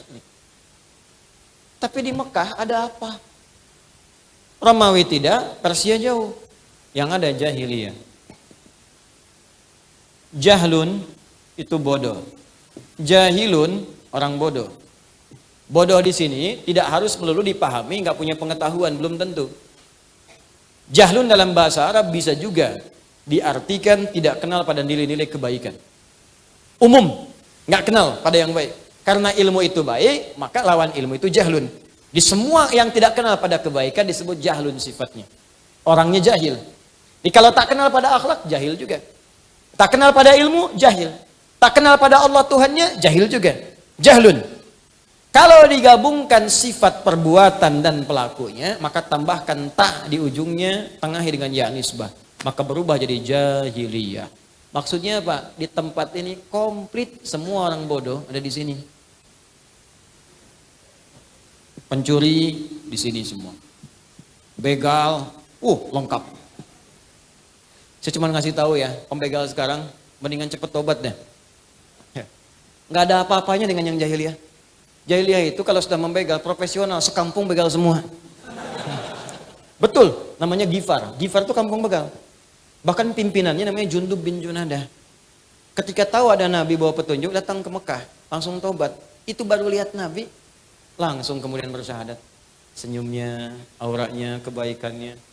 Ya Rasulullah ausini, Rasulullah berikan wasiat kepada aku pesan yang tegas. Kata Nabi, pulang dulu kamu ke Gifar, sabar dulu dakwah di sana. Tidak ya Rasulullah, aku nggak akan pulang sebelum aku ikrarkan syahadatku di depan orang-orang Mekah dekat Ka'bah ini. Kata Nabi, jangan dulu, kamu ini masih lemah, nanti kamu malah diintimidasi. Tidak ya Rasulullah, saya ini membegal terang-terangan, masa syahadat sembunyi-sembunyi? Datang dia ke Ka'bah mengatakan, ya masyarakat Quraisy, asyhadu an la ilaha illallah wa asyhadu anna Muhammad Rasulullah. Hei semua orang Quraisy, saksikan, aku bersaksi tiada Tuhan selain Allah dan Muhammad SAW Rasulullah. Apa yang kalian mau lakukan? Dipukulin. Jatuh pingsan. Sebelum dilanjutkan datang Ali bin Abi Thalib. Di riwayat lain mengatakan Hamzah ya bin Abdul Muttalib. Datang, jangan teruskan. Kenapa jangan diteruskan? Ini orang-orang Gifar. Dagangan kita semua lewat situ. Kalau tahu orang Gifar ini mati, semua dagangan kita nggak akan ada yang aman. Kalau gitu jangan teruskan. Ya, teruskan. Pulang kemudian ke Gifar, dakwah di Gifar, mantan begal dakwah. Begitu Nabi kemudian hijrah ke Madinah, menetap di sana, heboh Madinah, dog digdug, suara kaki bergemuruh. Keluar melihat, ternyata sekampung Gifar dipimpin Jundub bin Junadah datang ke Madinah untuk menyatakan masuk Islam. Mantan begal, tobat, begal paling profesional, tobat jadi dai, dan setelah itu banyak meriwayatkan hadis. Masih ingat teman-teman, kalau bangun tidur baca doanya apa? Langsung aja, alhamdulillahilladzi ahyana ba'dama amatana wa ilaihin. Siapa yang meriwayatkan hadis itu? Dua orang. Di Al-Bukhari nomor hadis 181 yang meriwayatkan dua orang. Satu Mu'adz bin Jabal, yang kedua Jundub bin Junadah. Kalau pengen dilengkapi, buka Abu Daud nomor hadis 1367 yang meriwayatkan Ibnu Abbas. Karena Nabi SAW, idza staiqadha min naumihi fajalasa. Adalah Nabi SAW jika bangun dari tidurnya tidak langsung berinteraksi dulu. Duduk sebentar. Duduk dulu. Ini cara kesehatan bagus. Famasakha biyadihi min athari naumihi. Maka beliau melihat tangan terbaiknya, tangan bersihnya untuk menghapus bekas kantuknya. Jadi jangan langsung baca doa, hilangkan dulu kantuknya. Ini baru bangun udah baca doa. Memang bangun 2:30, begitu sadar jam 5. Gitu. Baca. Baru baca doa. Ada semua. Nah, saya kembalikan yang ngejawabkan mantan begal untuk menunjukkan bahwa saya ini dulu mantan begal. Tempat saya kampung begal. Maka disebutkanlah nama daerahnya untuk mengingatkan orang-orang di masa depan. Ayo tobat, balik. Ini perbuatan nggak bagus. Maka disebutkanlah dengan nama daerahnya, diambil kunyahnya. Kunyahnya Abu Dzar, asalnya dari Gifar. Kalau ingin menunjuk daerah, tambahkan al di depannya, ujungnya i. Ana Abu Dzar al-Ghifari. Tambah al, ujungnya i. Sama dengan begini, maaf, Syekh Nawawi Al-Bantani, Syekh Yasin Al-Padangi, Imam Al-Bukhari, namanya bukan Al-Bukhari, namanya Muhammad, punya bapak Ismail, punya kakek Ibrahim, kakek buyut Al-Mughirah, yang buyut Al-Bardizbah, tinggal di Kecamatan Jongfah, Kabupaten Bukhara, Provinsi Khurasan, negaranya sekarang Uzbekistan. Karena dari Bukhara maka menyebut Al-Bukhari. Anda siapa misalnya? Anda Yono. Dari Darsan, Jogja, kembali ke Mekah. Kenalkan, ana Yono al-Darsani al-Jogjai. Al-Imperiumi al-Qadimi misalnya. Nah, itu. Ini tobat semua. Jadi, pezina, lengkap. Kalau bosan dengan istri bosan dengan suami, tukeran dengan tetangganya besok. Ini jahiliyah. Pemabuk, jangan tanya. Maaf ya, pemabuk paling pemula sehari 5 kali. Yang sekarang gak ada apa-apanya lah gitu ya. Ini pemabuk paling pemula. Penipu, ulung, riba, komplit, ada semua. Makanya disebut jahiliyah. Nih, perhatikan apa yang ingin saya sampaikan.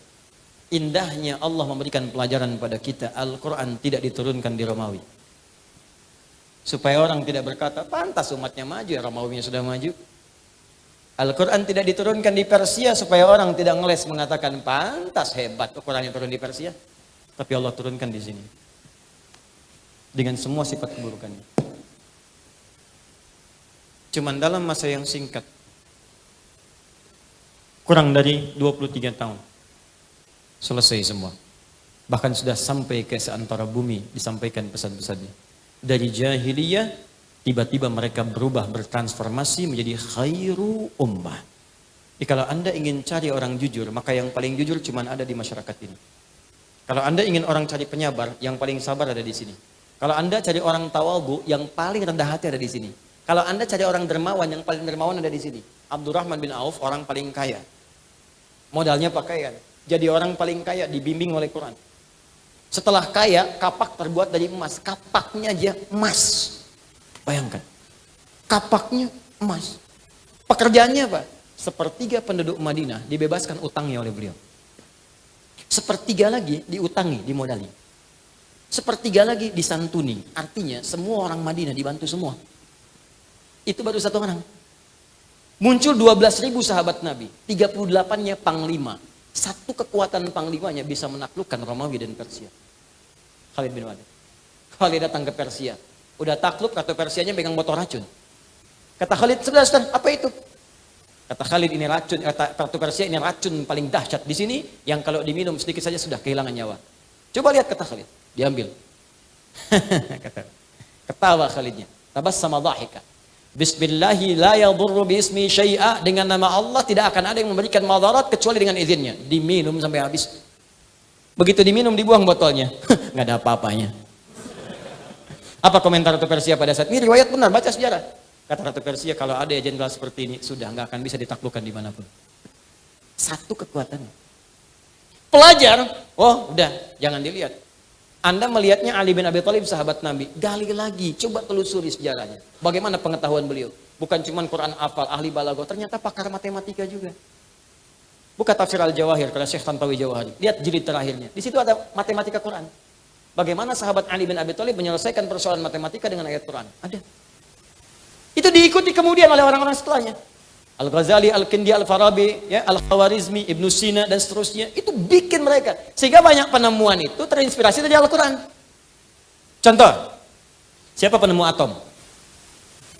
Mana anak UGM? Mana UI? Mana anak kampus? Siapa yang ikut kimia di sini? Saya belajar dulu kimia. Ya, baca, dan saya senang kalau libur saya pergi ke toko buku, saya beli tuh buku-bukunya. Kalau saya ketemu anak kampus, saya tanya, Anda belajar apa? Saya jurusan ini Ustaz, ajarkan saya pelajaran Anda, saya ajarkan Anda apa yang Anda inginkan.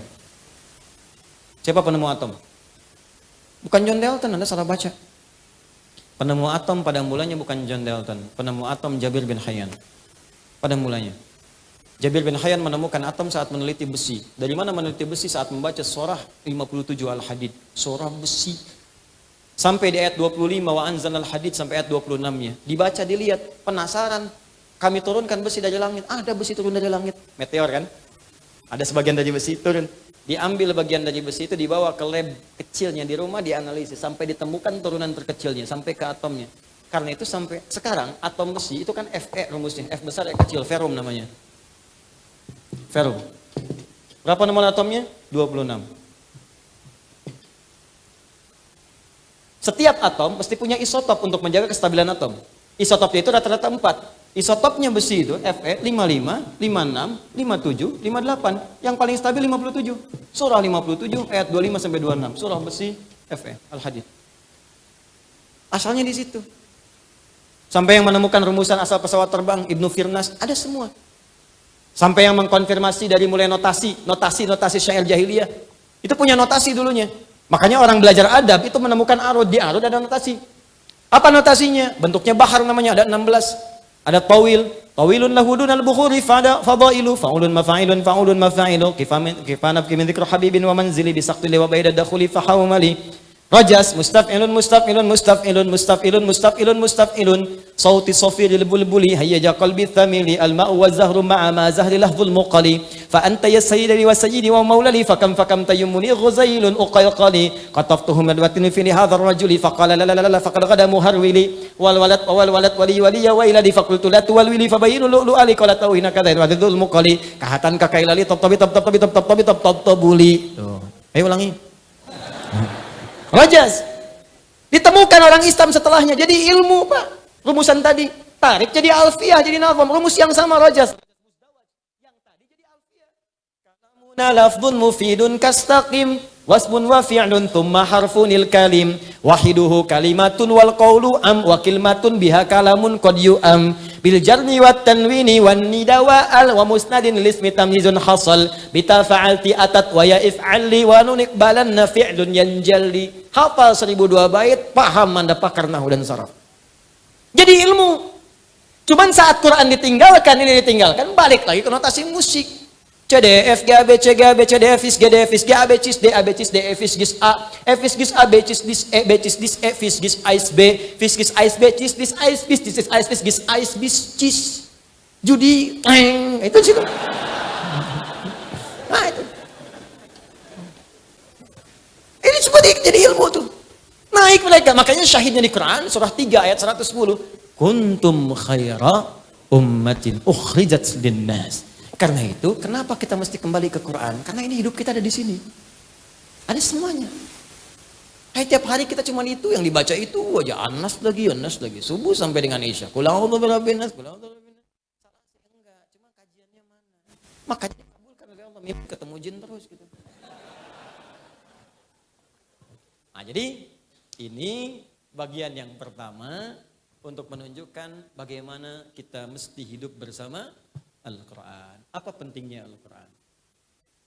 Sekarang dari sisa waktu kita ada sekitar 15-20 menit lagi. Bagian terakhir yang kita bahas.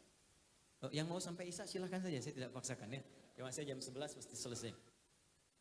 Sekarang pertanyaan besarnya, Ustadz kami sudah paham, Quran itu pedoman. Kami yakin Quran bimbingan. Kami yakin Quran bisa membawa pada kemakmuran.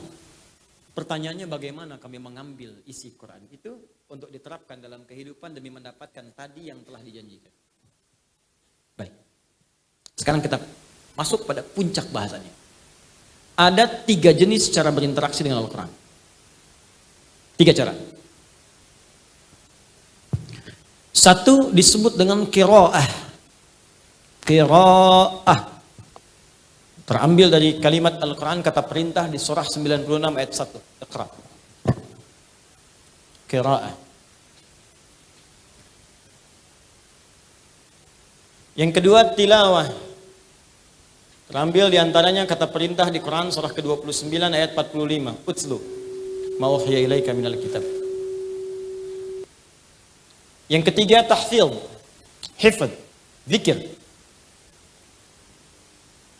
Quran ke 54 ayat 17 ayat 22 ayat 32 ayat ke-40. Tahfidz. Untuk hafalan. Bahasanya zikir di situ. Zikir. Kalimat zikir dan hafidz digabungkan di Quran surah ke-15 ayat 9. Inna nahnu nazzalna dzikra wa inna lahu lahafizun. Apa itu qiraah? Ini pembuka pertama, Bu, Pak. Enggak mungkin tilawah kecuali lewat qiraah. Tidak mungkin tahfidz kecuali lewat qiraah. Qiraah itu secara singkat artinya membaca yang tertulis atau menghadirkan yang diingat tanpa menuntut pemahaman apa yang dibacakan itu. Kalau ingin lebih cepat lagi artinya kemampuan untuk membaca sesuatu tanpa adanya tuntutan untuk memahaminya. Yang penting baca dulu, bisa baca. Itu qiraah namanya. Karena itu ketika awal-awal Nabi turun, kalimatnya menggunakan iqra. Bukan menggunakan utslu, tilawah. Kalau tilawah, dia punya 3 arti. Tilawah itu 1 baca, 2 pahami yang dibaca, 3 amalkan yang dipahami itu. Itu tilawah. Kenapa wahyu pertama tidak turun dengan kalimat utlu tapi iqra? Untuk menunjukkan dan menguatkan sifat ummi Nabi Muhammad SAW. Yang jangankan paham, baca aja nggak bisa. Makanya kalimatnya berkata iqra. Kata Nabi, ma'ana biqari, saya baca aja nggak bisa. Saya betul-betul nggak bisa baca.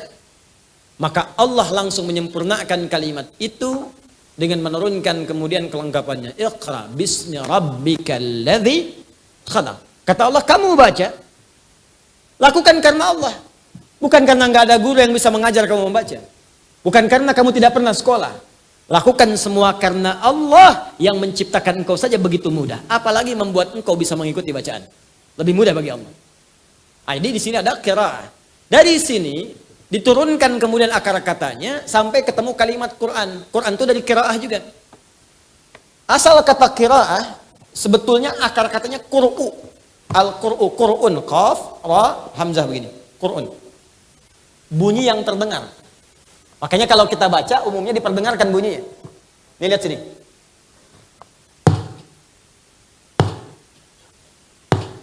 Kedengaran? Quran.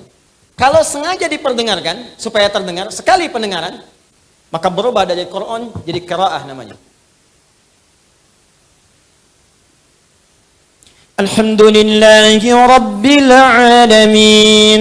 Sekali. Tapi kalau terus dibacakan, terus diulang-ulang tanpa bosan, terus begitu, maka dirubah jadi sighah mubalaghah, Qur'anun. Quran.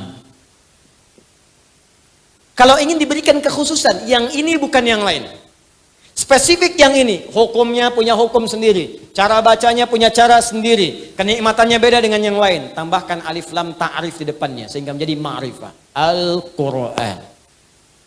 Kenapa disebut dengan Al-Quran? Karena kitab ini, kitab yang dijamin oleh Allah akan terus dibacakan oleh siapapun yang beriman kepada Allah tanpa pernah bosan. Dan dia punya hukum sendiri, punya cara sendiri, dan punya iramanya tersendiri. Makanya orang jahiliyah pun, walaupun mereka paham irama sampai 16 rumus, tidak pernah menggunakan irama mereka untuk dibacakan Al-Quran. Contoh, madid, mufa'alatun, fa'ilatun, jadi syair. Tala'al badru alaina min thaniyatil wada'. Tapi mereka nggak pernah gunakan itu untuk baca Al-Quran. Anda pernah dengar nggak orang Arab baca Quran begini? Wadduha wal laili idza saja. Nggak ada. Padahal ya mereka yang punya iramanya. Makanya nggak bisa irama tertentu dipakai baca Quran, itu mustahil. Nggak mungkin dan rasanya akan nggak enak. Kalau mau coba-coba ya silakan saja, cuman sholatnya bubar. Imam di Jogja, Nurul Asli, membaca Al-Fatihah menggunakan versi Manuk Dadali. Iyyaka na'budu wa iyyaka nasta'in. Bubar salat.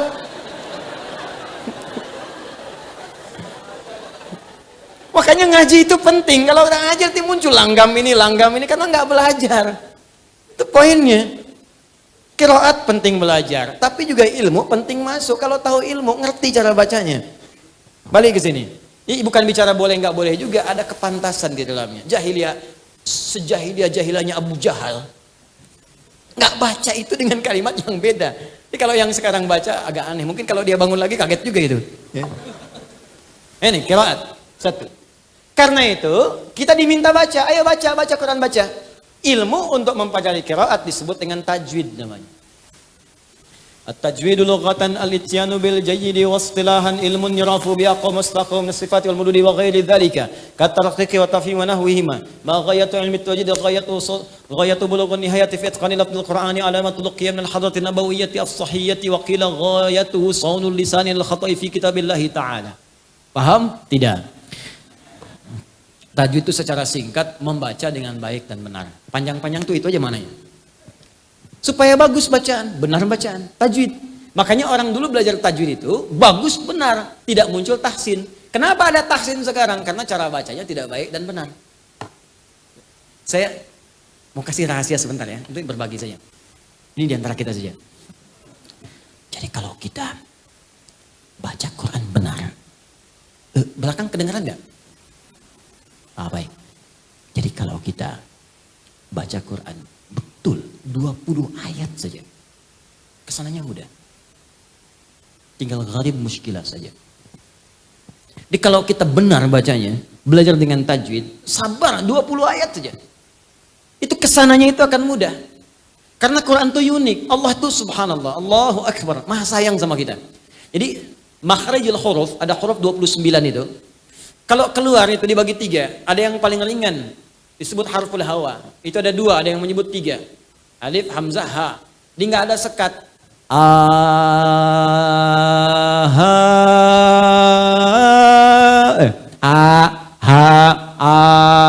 Tuh. Nggak ada sekat. Disekat di sini.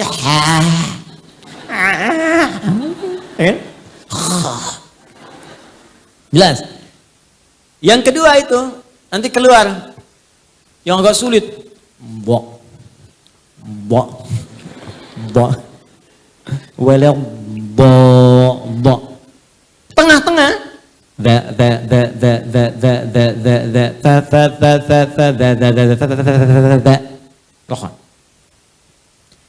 Perhatikan keindahannya. Begitu kita baca Quran surah Al-Fatihah, dari mulai udah di sini hawa sampai ke lisan sampai ke bibir. 3 ini disingkat dengan 3 huruf, alif, lam dan mim. Alif dari hawa, lam sampai ke lidah, mim sampai ke bibir. Dari segi tajwid, bukan tafsir. Setelah itu dimulai dengan pertengahan. Dha. Alif, lam, mim. Dha. Dzalikal kitabu la raiba fih. Dha. Dibiasakan lisan. Asalnya gini, dha, lidahnya nggak keluar. Tapi kalau mau mulai gampang, keluarin dulu dikit. Da, tutup. Da. Nah, da dengan da, kalau sudah lancar, nanti da. Allah pertemukan dengan za, karena sering tertukar. Ya, za.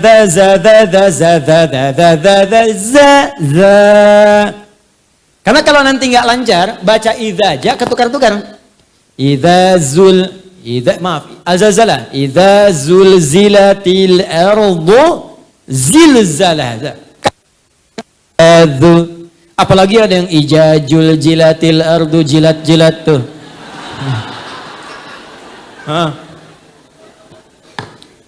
Lihat sini, setelah dha-nya lancar, dipindahkan zi. Ayat 3-nya. Alladzina yu'minuna bil ghaib. Dadi. Setelah dha dengan zi lancar ketemu za.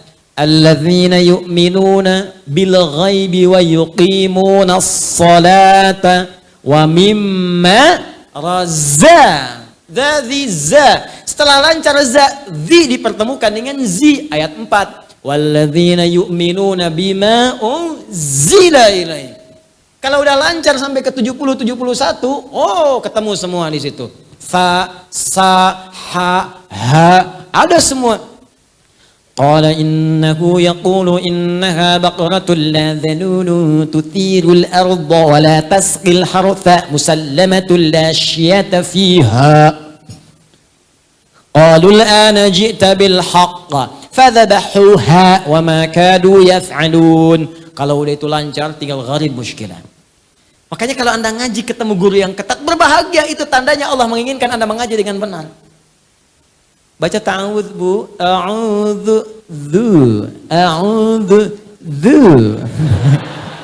a'udzu billah, la bukan la. Masya Allah, 1 jam a'udzu aja tuh. Kalau sudah seperti itu jangan ngadu ke suami bu. Papa ketat gurunya, yang lain aja. Tidak. Anda masih mending. Dulu saya ngaji, pertama kali talaqi, mau ngambil qiraat, datang ke salah satu syekh. Masih untung saya sampai ke Al-Baqarah. Ada teman baru Al-Fatihah. Bismillahirrahmanirrahim. Hasbuk ya bunyi. Cukup pulang dulu ya, nanti kesini lagi. Anda jauh-jauh dari Bekasi ke Jogja, baca bismillah, suruh balik, besok kesini lagi. Datang lagi nggak? Ternyata guru itu hanya melihat di mana kekurangan lisannya. Seperti Anda belajar TOEFL. Dilihat di mana kekurangannya. Besok sudah diperbaiki. Itulah qiraat supaya benar. Dan saat Anda baca pun berpahala. 1 hurufnya berapa? 10. At-Tirmidzi nomor hadis 2010. Man qara'a harfan min kitabillahi falahu asyru hasanat. Siapa yang baca 1 huruf dari kitab Allah dapat 10 kebaikan. Walam aqul alif lam mim harfun. Saya tidak katakan alif lam mim 1 huruf, tapi alif sehuruf, 2 lam sehuruf, Mim 10 huruf. Walikulli harfin asyru hasanat. Setiap hurufnya 10 kebaikan. Jadi kalau Anda baca alif lam mim berapa huruf? Dapat berapa tuh?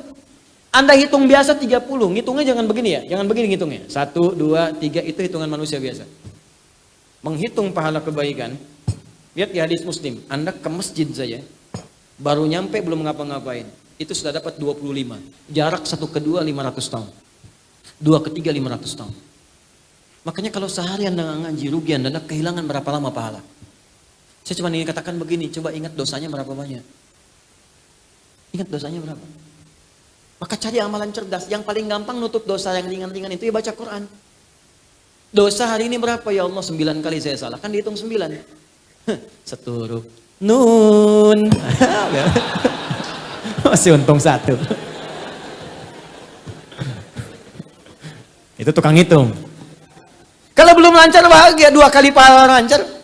Walladzi yatata'ata wa huwa syaqqun 'alaihi falahu ajran. Kalau ada orang terbata-bata berat mengucapkan hurufnya 2 kali pahala orang lancar.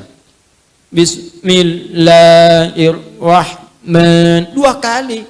Orang dapat 19, so 90 dia kali 2. 380. Insyaallah. Kalau gitu saya nggak lancar aja Ustaz ya. Cara berpikir yang salah itu pahala diapresiasi karena kesungguhannya yang lancar merubah dirinya ditemani malaikat. Makanya kalau orang rajin baca Quran itu di samping ada malaikat. Bahasa hadisnya ma'asyafaratil kiramil bararah. Maksud kiramil bararah itu kalau Anda benar baca Qurannya dijaga oleh malaikat kemuliaan menjaga Anda berbuat baik. Jadi kalau ahli Quran itu benar walaupun dia baru baca itu akan merubah hidupnya. Pasti baik. Jadi diarahkan oleh malaikat. Didampingi kemanapun dia pergi didampingi. Makanya rajin baca Quran qiraah. Ya, dulu ada gerakan 1 hari 1 juz, bagus. Baca itu. One day 1 juz, one day 2 juz. Baca. Nanti kalau Anda nggak percaya silakan baca dulu aja. Nih saya ajarkan gini ya, kalau mau ringan. Supaya nggak berat bacanya. Kita ambil Al-Baqarah 1 sampai 141. Al-Fatihah kita simpan karena sudah hafal insya Allah semua. Kalau mau gampang, susah melihat 141 ayat, bagi 5 waktu sholat. 141 bagi 5 berapa? 28. 28. Jadi setiap subuh 28, zuhur 28, asar 28, maghrib 28, isya 28. Bagi 2. 14. Sebelum subuh 14 ayat, setelah subuh 14 ayat. Sebelum zuhur 14, setelah zuhur 14. 14 ayat itu kan paling 5 menit, Pak. Apa nggak punya waktu untuk akhirat kita 14 menit? Apa tidak punya waktu untuk cahaya kubur kita 14 menit? Hanya 5 menit saja, 14 ayat. Nanti rasakan perbedaannya saat kita pulang. Saya cuma katakan begini. Setiap kita pasti pulang. Kita pasti meninggal. Itu pasti. Dan kita nggak bisa pilih. Mungkin hari ini, mungkin sore ini, mungkin malam ini. Dan kita yakin kita pulang. Saya tadi katakan, Anda ke Jogja saja, ke sini aja butuh bekal. Itu baru antar dunia, di inter dunia di situ. Sekarang kita mau meninggalkan dunia, dan bekal apa yang kita bawa? Minimal perbanyak ini. Sekarang anak-anak kecil sudah pada hafal malah Pak. Anak kecil, 4 tahun, 5 tahun, hafal Quran 30 juz. Ya, saya mengajar di Bekasi itu ada anak-anak bimbingan. Ada yang belum TK bahkan. Maghrib sekarang hampir setengah 7 di Bekasi.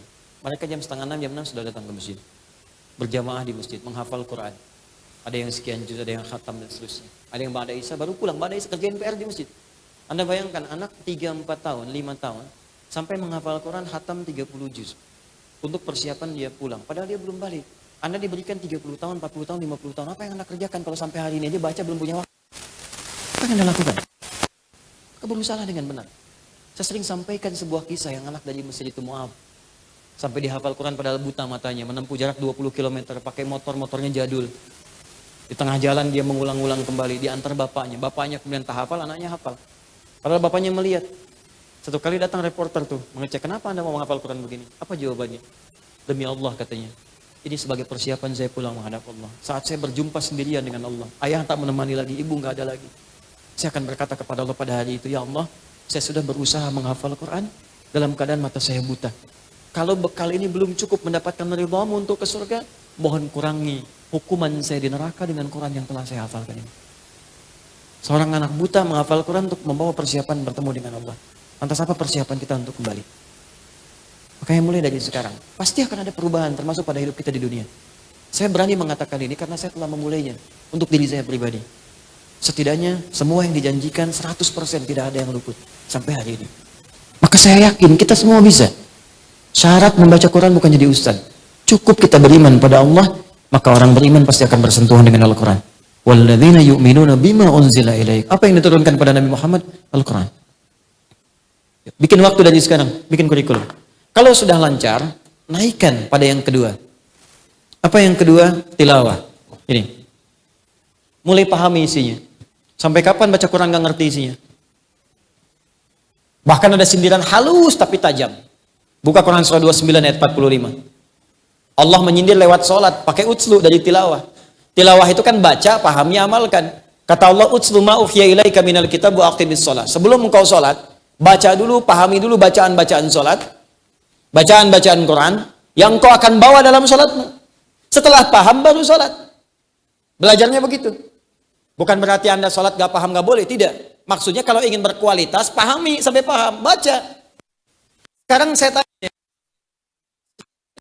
berapa persen bacaan sholat pahami? Ruku ngerti nggak yang dibaca? Sujud paham nggak? Ya bagaimana Anda bisa khusyuk kalau nggak ngerti yang dibacakan? Bagaimana bisa nikmat kalau nggak paham?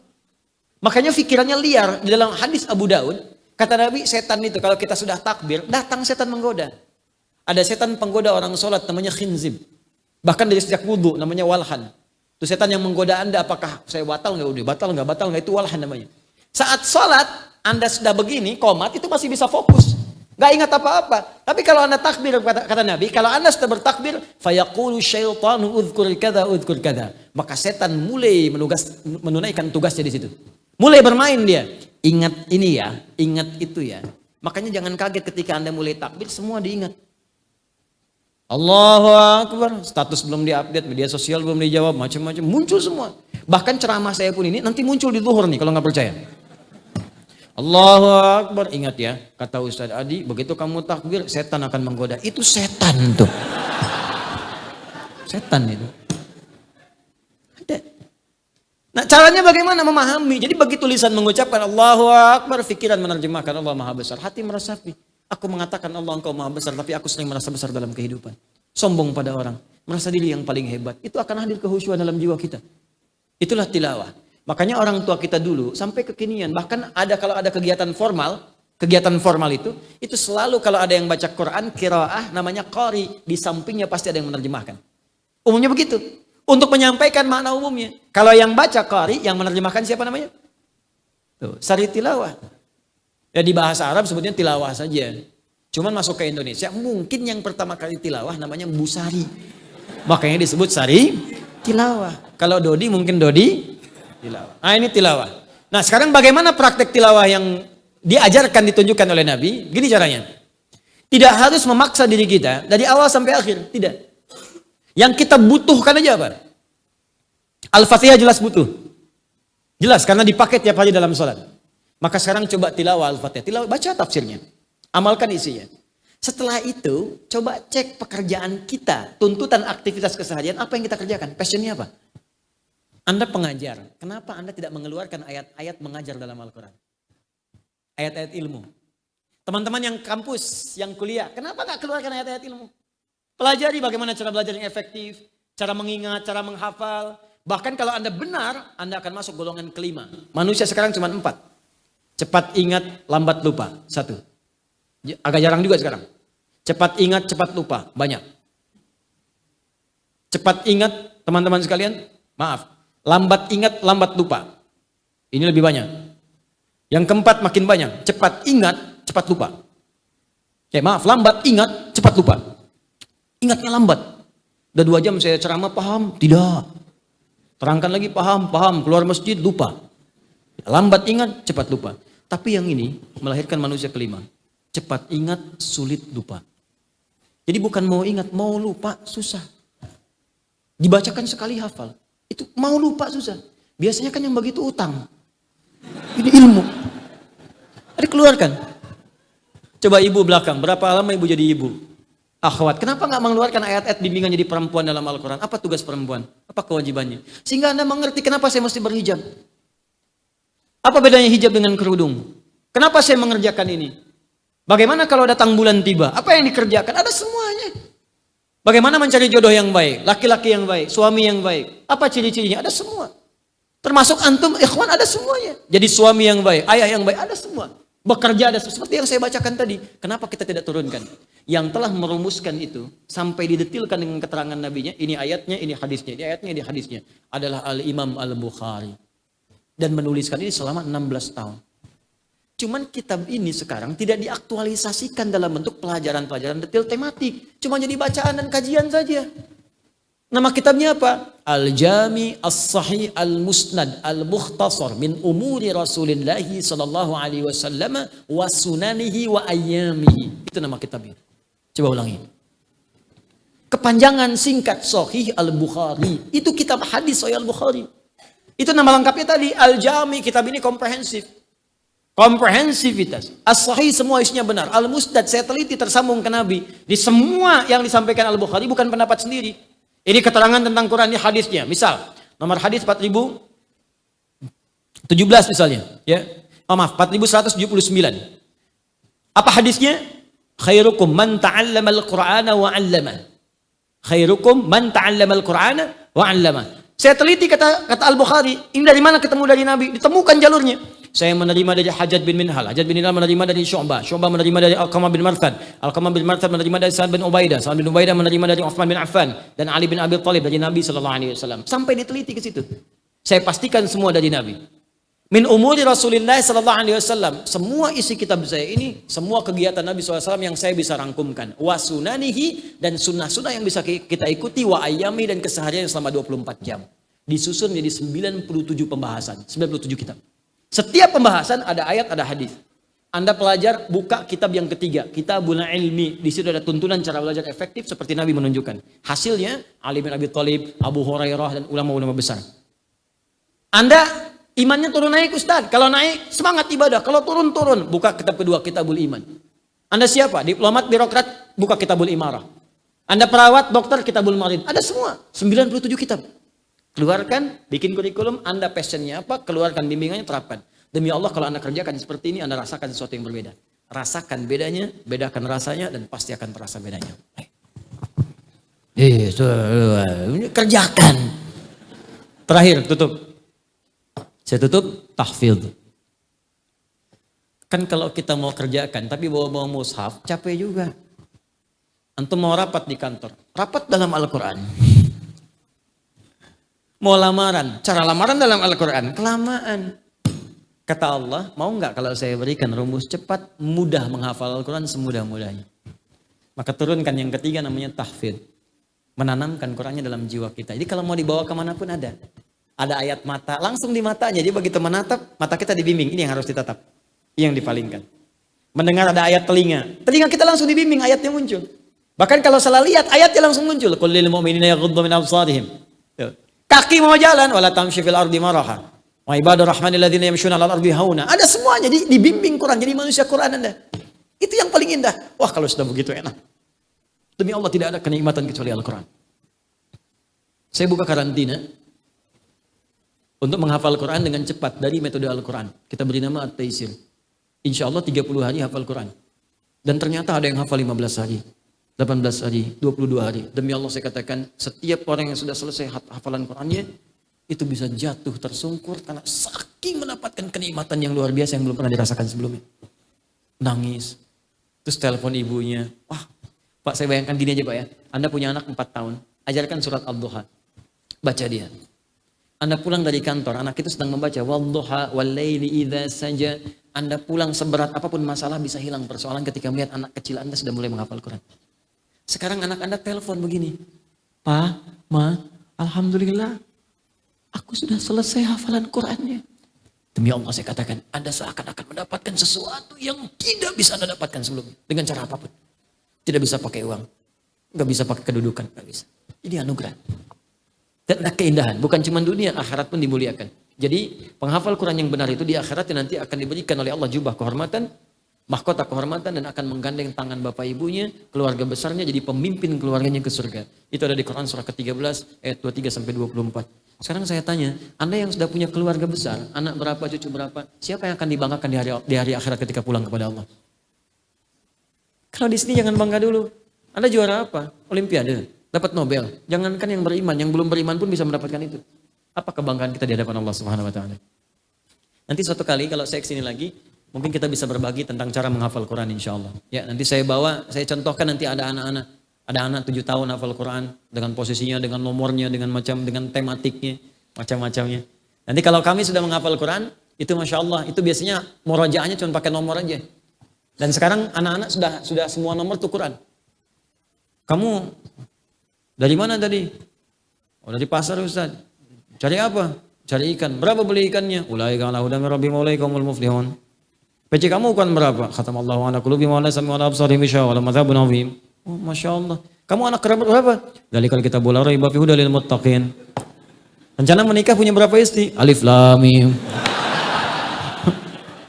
Mau poligami enggak? Sadaqallahul azim. Wah, pokoknya seru lah kalau ketemu anak-anak itu. Nanti kalau dia ketemu saya tanya jawabannya Quran semua tuh. Nanti gampang Bapak. Kalau Anda nggak percaya ada simulasi. Cuman 5 menit hafal 5 ayat dengan posisi, dengan letak, dengan macam-macam. Gampang. Nanti saja kalau kesini lagi kita insya Allah lain waktu ya kita teruskan. Saya kira itu yang saya sampaikan hari ini. Tentunya apa yang saya sampaikan bisa jadi ada benar, tapi mungkin banyak salah. Kalau benar itu langsung dari Allah dan Rasulnya amalkan. Kalau salah itu mutlak dari saya. Maka tinggalkan pendapat saya. Cari guru lain. Dan belajar. Setiap yang baik-baik ambil itu semua. Jika ukurannya sesuai dengan ukuran Al-Quran dan sunnah Nabi SAW sesuai petunjuk para ulama-ulama kita. Yang kedua, tinggalkan perdebatan-perdebatan yang tidak penting. Pekerjaan-pekerjaan yang tidak bermanfaat. Kita butuh sekarang kekompakan kita semua untuk bisa menuju ridha Allah Subhanahu wa ta'ala. Saya kira itu yang saya sampaikan. Semoga Allah muliakan. Mudah-mudahan kita bertemu di lain kesempatan. Kita akhiri dengan doa kifaratul majlis. Subhanakallahumma wa bihamdika asyhadu an la ilaha illa anta astaghfiruka wa natubu ilaik. Wa akhiru da'wana alhamdulillahi rabbil alamin. Thumma assalamu alaikum warahmatullahi wabarakatuh.